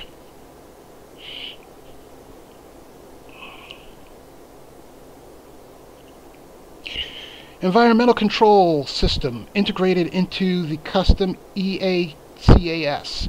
Air conditioning and pressurization respond in real time to environmental factors such as ambient temperature, pressure, available engine bleed air, cabin temperature setting, cabin pressure, vessel failures, etc. I need to test to see whether it'll do explosive decompression. Custom TAWS-B ground proximity warning systems with all enunciation modes inhibits real-time impact point prediction and terrain painting on the MFD to ranges of 200 nautical miles. The TAWS-B uses the X-plane terrain DSF data to construct its database, so it's always up to date. Hey! GWX-70 weather radar with weather radar with weather and ground modes and realistic radar return painting. Full simulation of radar beam energy dissipation, signal attenuation when passing through dense weather, and vertical cell analysis modes. Terrain mapping accurately paints surface features including recognizable peaks, valleys, and lakes. Supports the X-Plane 11 default atmospheric model as well as X-Enviro. GTS 820 traffic advisory system with oral alerts and visual alerts. The TAS MFD page is compatible with X-Plane default traffic, Pilot Edge, VATSIM, and IVAO. Full simulation of the ESI-2000 standby instrument. Including all configuration pages, sensors, sensor failures, AHRS drift, and rollover during extreme maneuvers, realistic battery operation, and real-time battery depletion, etc. Dynamic custom registration mark painting on the fuselage and instrument panel, with support for custom TrueType fonts, colors, and positioning. This lets livery painters make a generic livery and each pilot apply their own custom registration mark with just a click of a button directly in the simulator. Liveries can specify a custom position and font to optimize the look. Okay, so I was wrong. You can change the font. I need to figure out how to do that. Custom sound engine with samples from real aircraft and accurate modeling of individual engine states and subcomponent noises such as fuel pumps, gear pumps, flap actuators, etc. That was a lot, but that's what we're dealing with.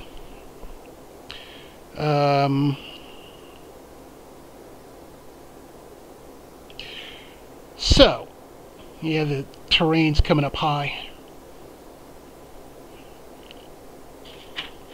So like I said, I spent a good portion of the weekend flying this puppy, but I also flew the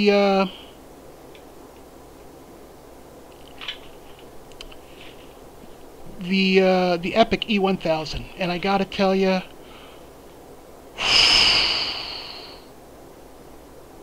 no comparison at all. It felt like a toy in comparison to this.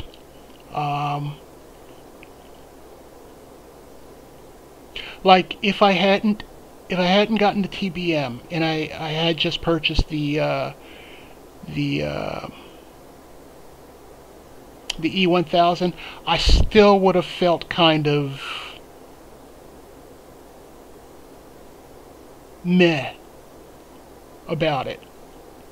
Missoula International Information Lima. Alright, 50 miles out. 100 Zulu weather. Wind light and variable. Visibility more than 10. Sky clear. Temperature 8. Dew point 0. Altimeter 3006. Here we go. Arriving runways 1107.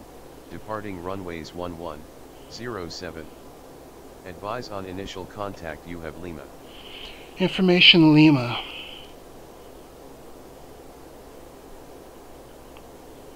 What do you say? 3004? And I think runway 31 or no, Missoula 11. National Information Lima. 2000 Zulu weather. Wind light and variable. Visibility more than 10. Sky clear. Temperature 8. Dew point 0. Altimeter 3006. 6. Arriving runways 1107, departing runways 1107. Advise on initial contact, you have Lima. Alright, we can do a straight in of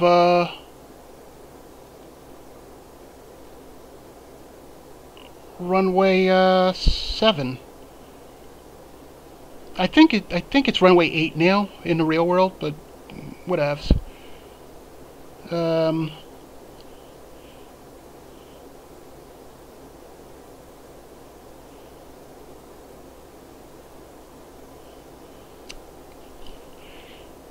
Yeah, this terrain's kind of high. Okay. 40 miles to go.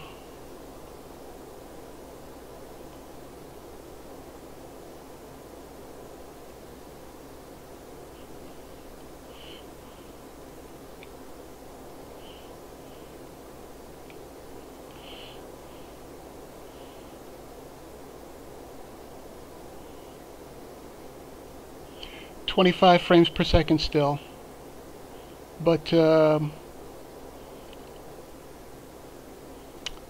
I'm not offended. It is what it is.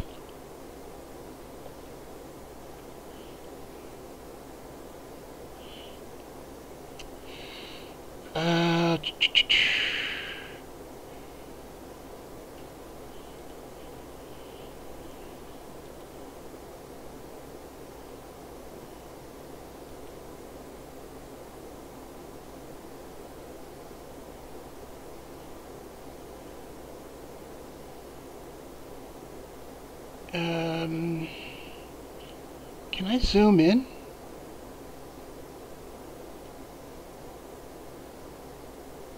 Yes, I can.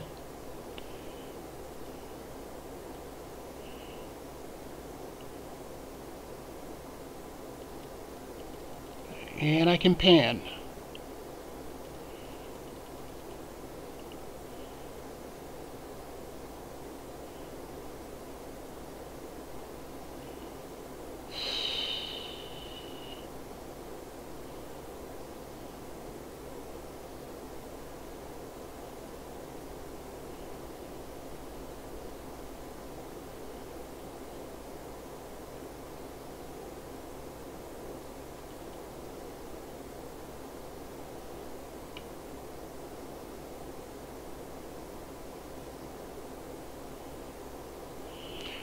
ILS run.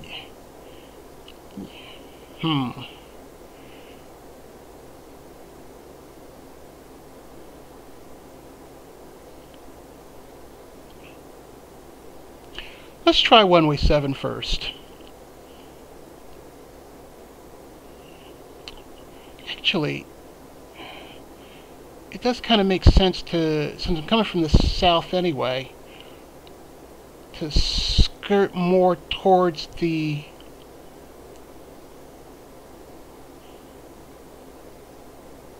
west, catch the localizer and ride it down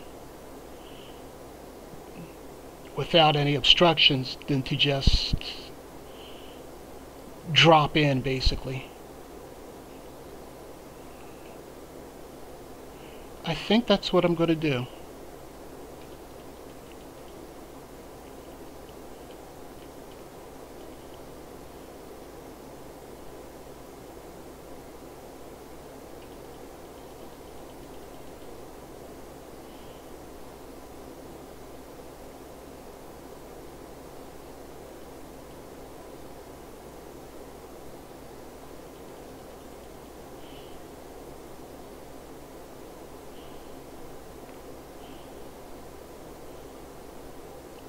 Not Jelleg, that's too far out.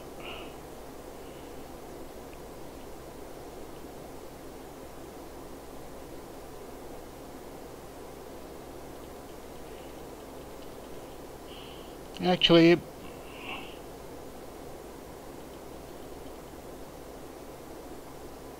Might be the only one. Alright. Gel egg it is.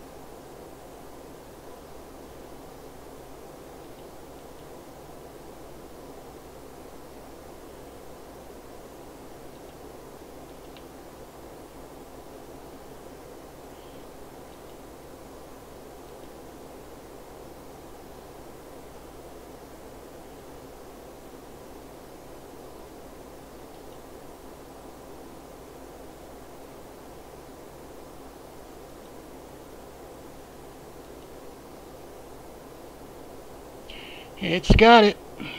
Let's activate.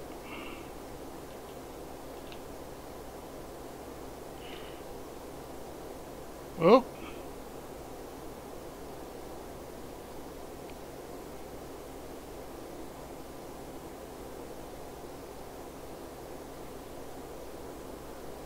Sweet.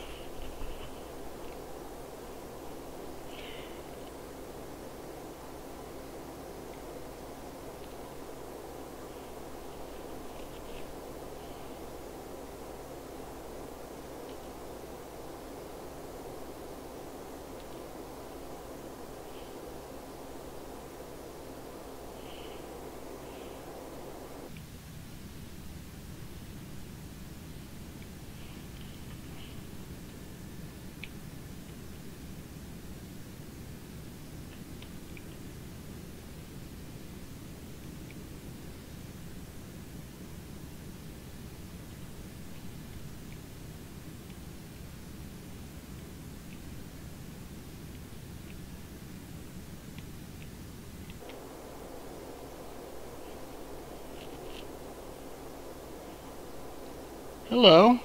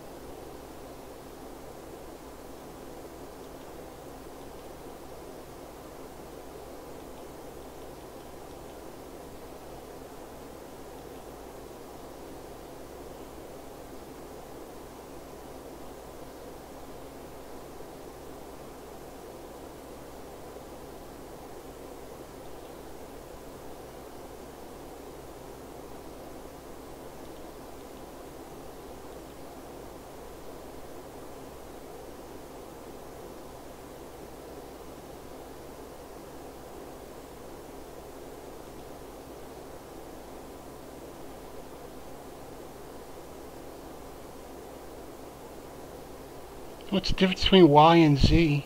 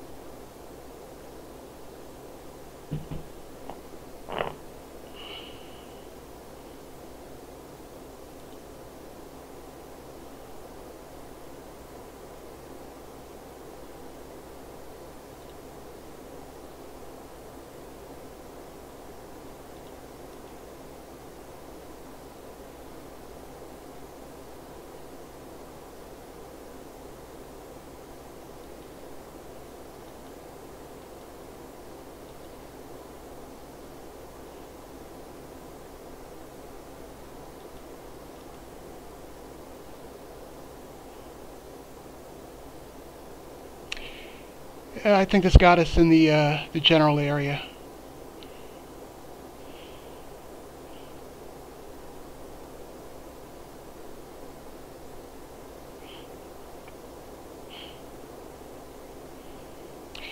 So yeah, it's the one thing I like about the Aerobasque planes. They generally don't use the Garmin 1000 system. They use Dyne and Skyview, and the Skyview systems are just so much user friendlier. If this had a if this had a Skyview, it would be I would be through the roof. I really would, but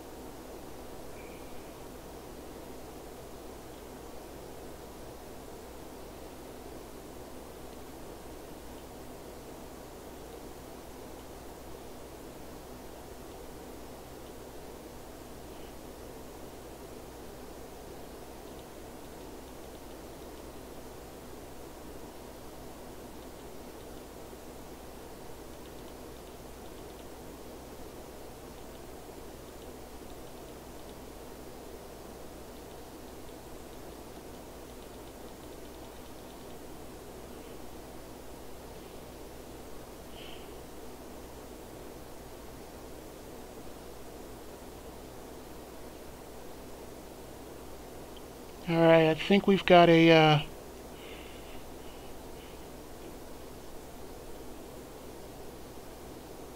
Landing gear, landing gear, landing gear, landing gear, landing gear, landing gear, landing gear, landing gear, landing gear, landing gear, landing gear, landing gear, landing gear, landing gear, landing gear, landing gear, landing gear, landing gear,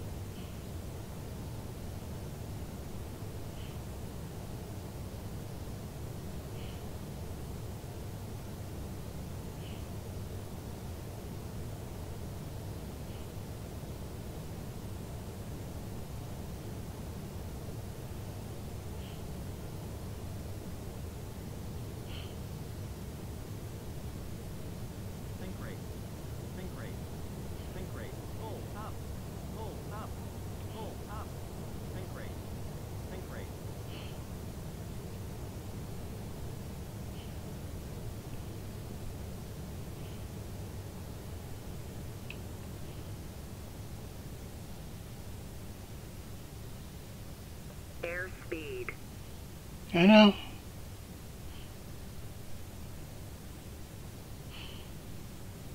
Whoops, that is not runway 1, that's a taxiway.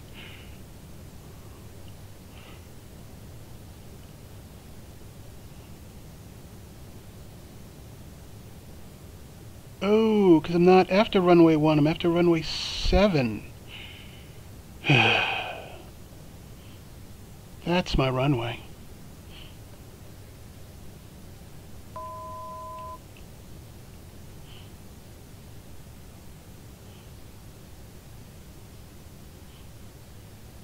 This might be a go-around.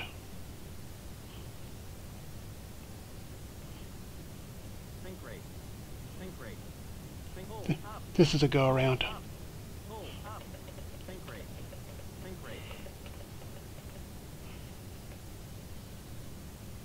Airspeed. Look, I thought I could make it, alright? Don't give me any crap.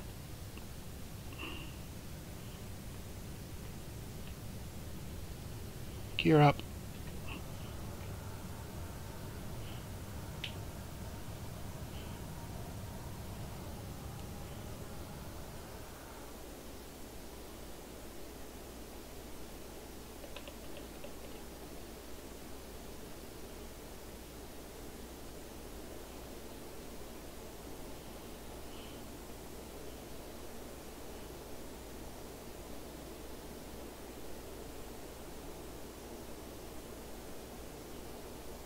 Alright.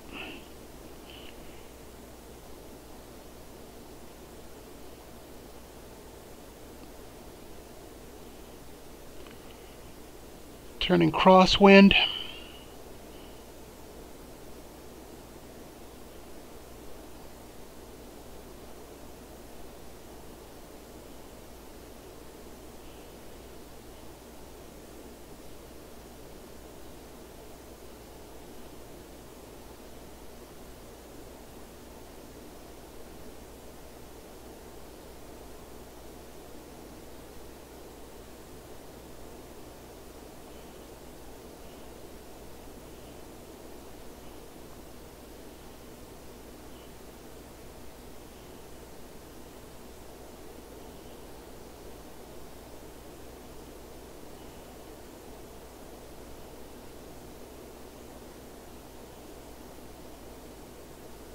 Alright, let's get it together.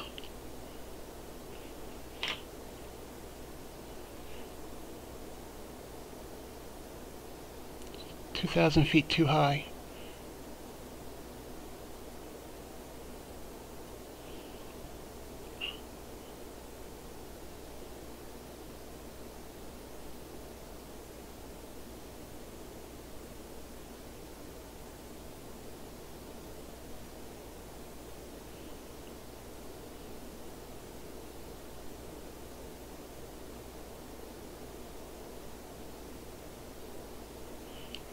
Turning downwind.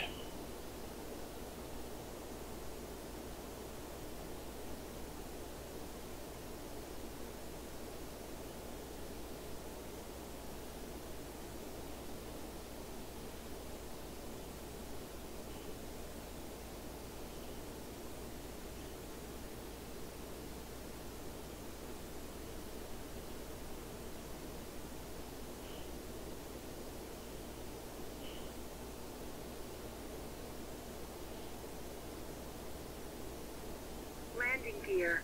Landing gear. Landing gear. Landing gear. Landing gear.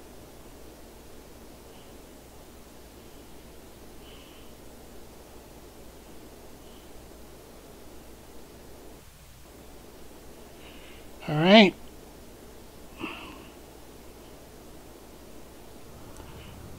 Here it is.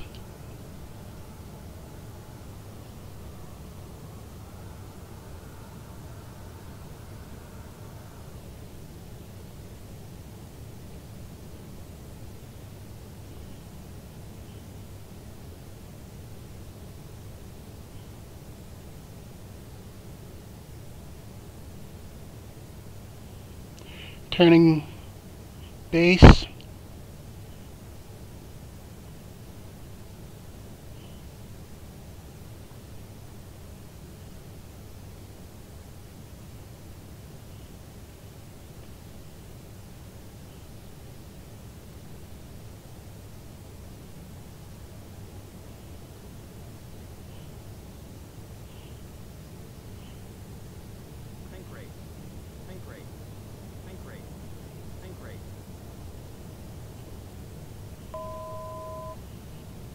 First notch of flaps.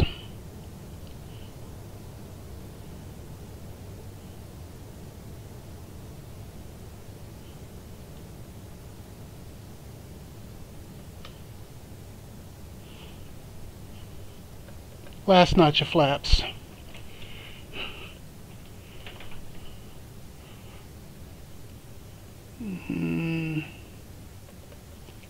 Gear down, 3 lights. Flaps are full. I can make this.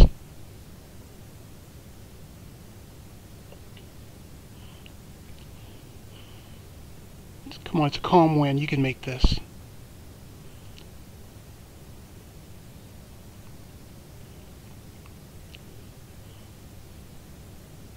Looks good.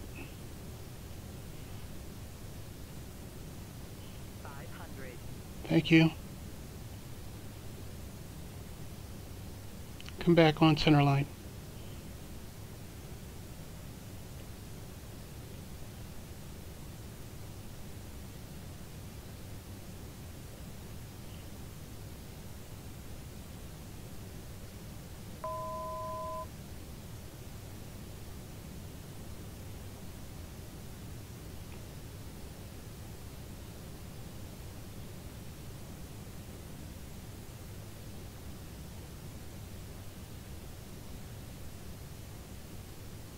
Airspeed.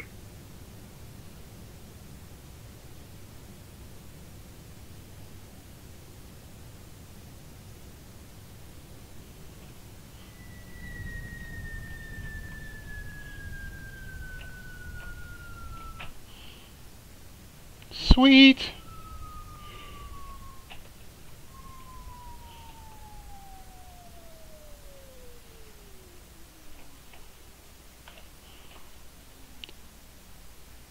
.46 feet per minute. Okay, let's find out where we're going. Let's see if there's a general aviation parking for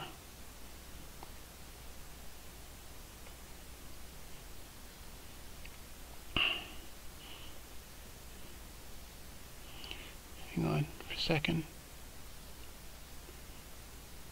Tab, taxi.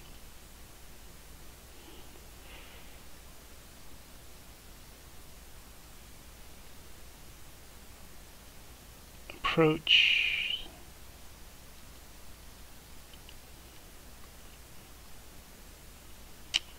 I landed runway 8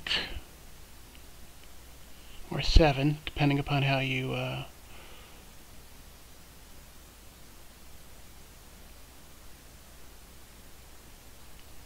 and I haven't really, I didn't cross this runway. Oh, wait a second, that's not a runway, that's a taxiway. Damn it.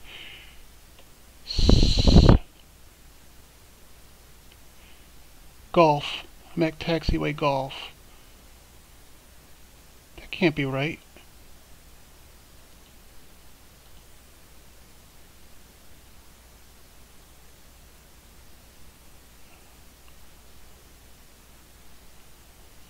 What runway did I land? I landed on 11. God damn it. No! Yes! I did land on 11. Somewhat golf.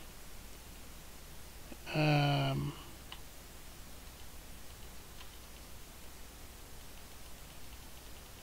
can take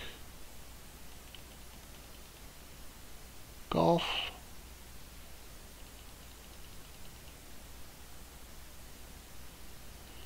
All the way out.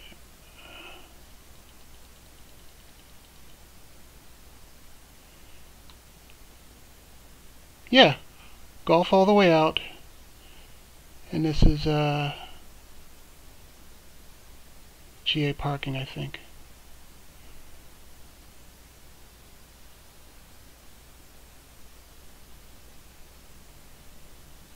Yep. Golf. Fire station. Right. Let's do it.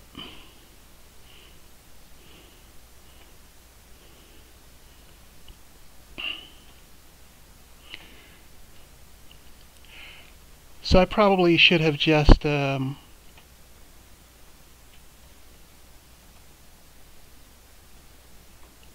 straight in, like I originally planned. I really thought Jellig was further out than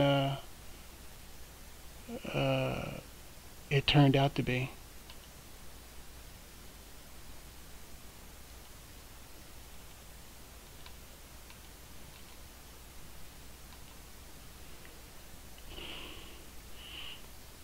Oh well.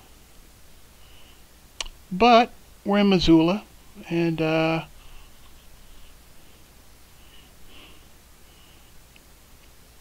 we arrive no worse for the wear.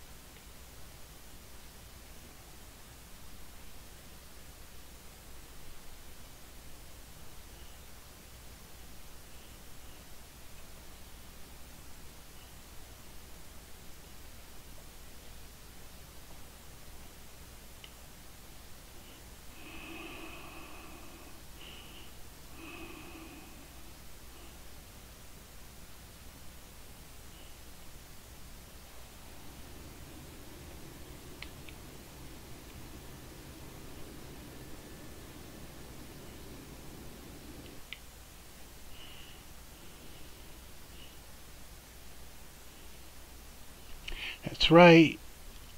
Missoula has a Air National Guard component.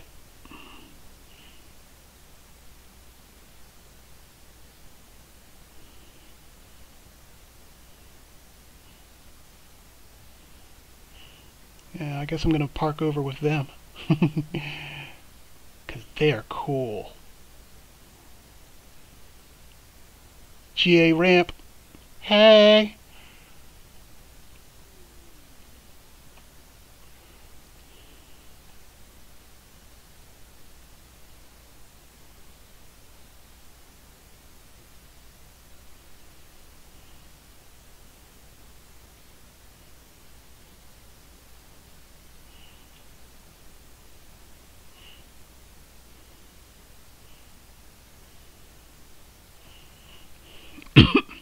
Air National Guard.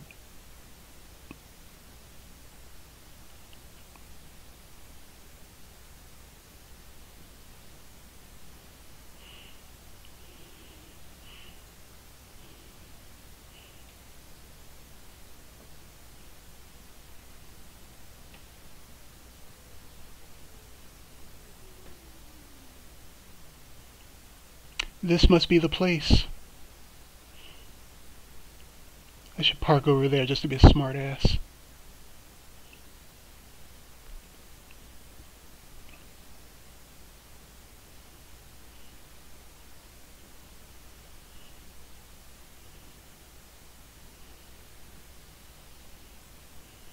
Look at all these friggin' high wings.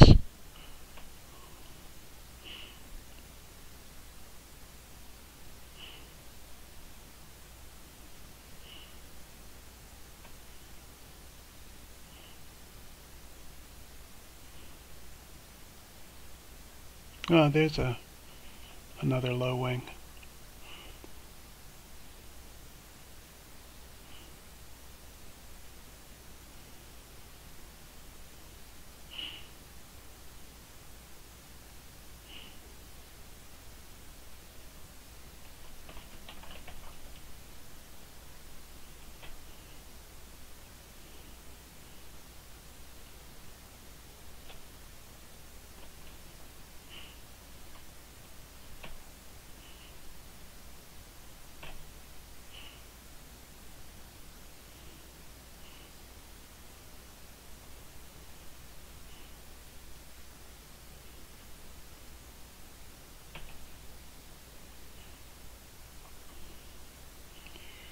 I'm going to call that done. And the verdict is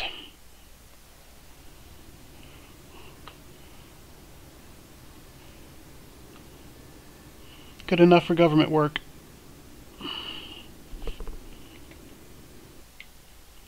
Alright, so I'm standing on the brakes, turning this 90 degrees. Parking brake is set. So I can take that off. So I am moving this to feather and cut off.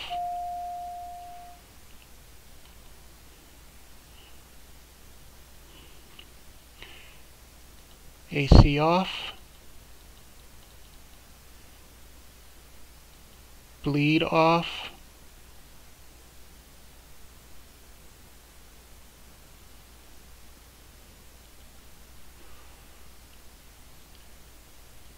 pitot heaters,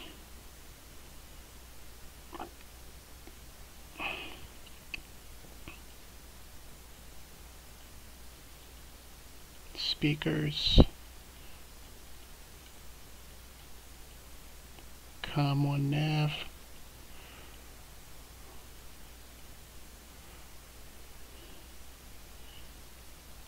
get some air,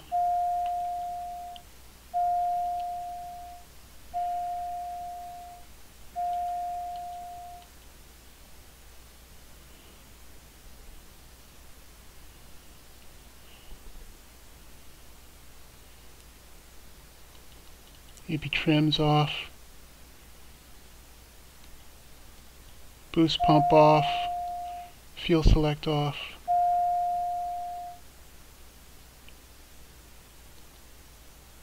no,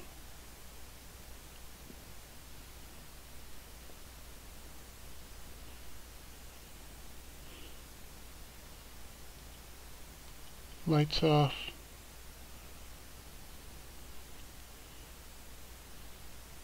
generator off, source off. I said source off. Crash bar down.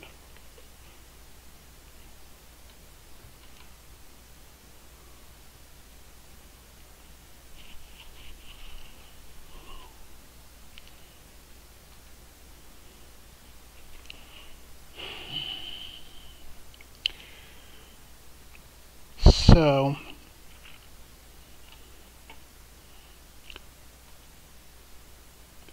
let's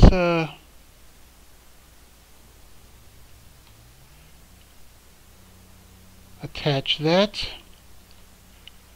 I burned basically a half a tank of gas. Total capacity. Didn't have to switch tanks once.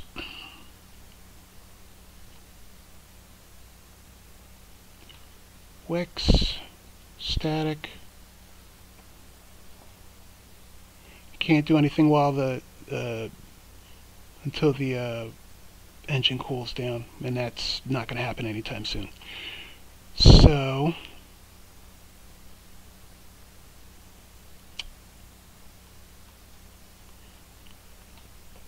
going to be ready for the next flight. Okay, this is what I wanted to show you earlier. I already showed you the Airframe Manager. Here's the Maintenance Manager.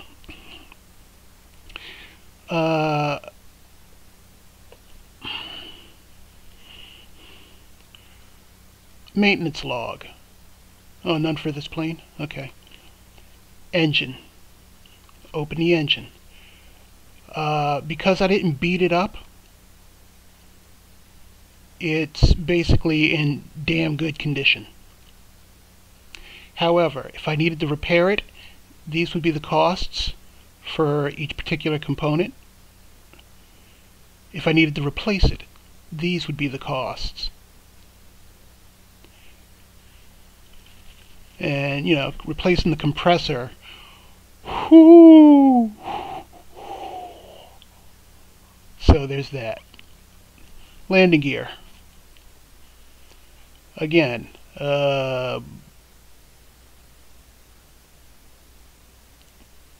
they're all in good condition. Not a problem. Electrics. So far, I expect everything to be in pristine condition because I didn't manhandle the plane. Yeah, everything is as new.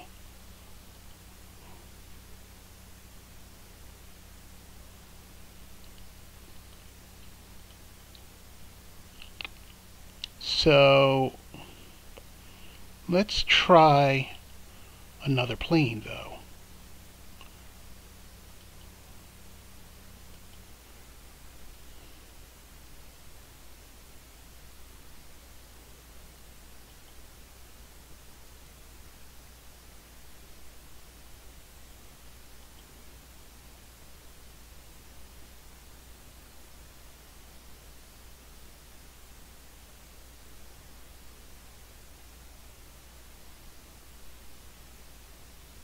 Uh-oh.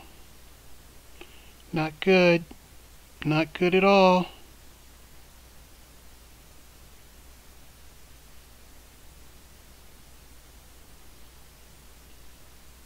I'm just going to wait it out.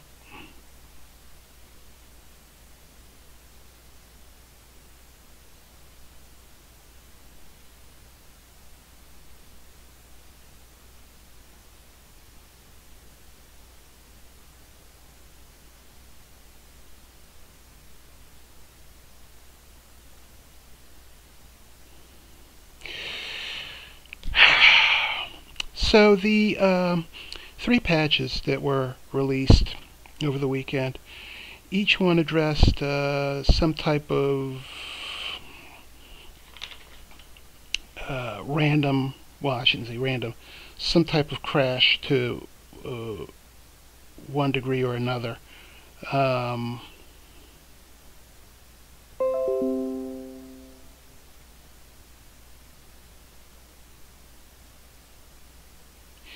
And there's one. Okay. We'll talk about the Airframe Manager later, but looks like we're set up for a 4th patch. This has been Quentin Parker, and that was the TBM 900. I hope you guys got something out of that. I'm out.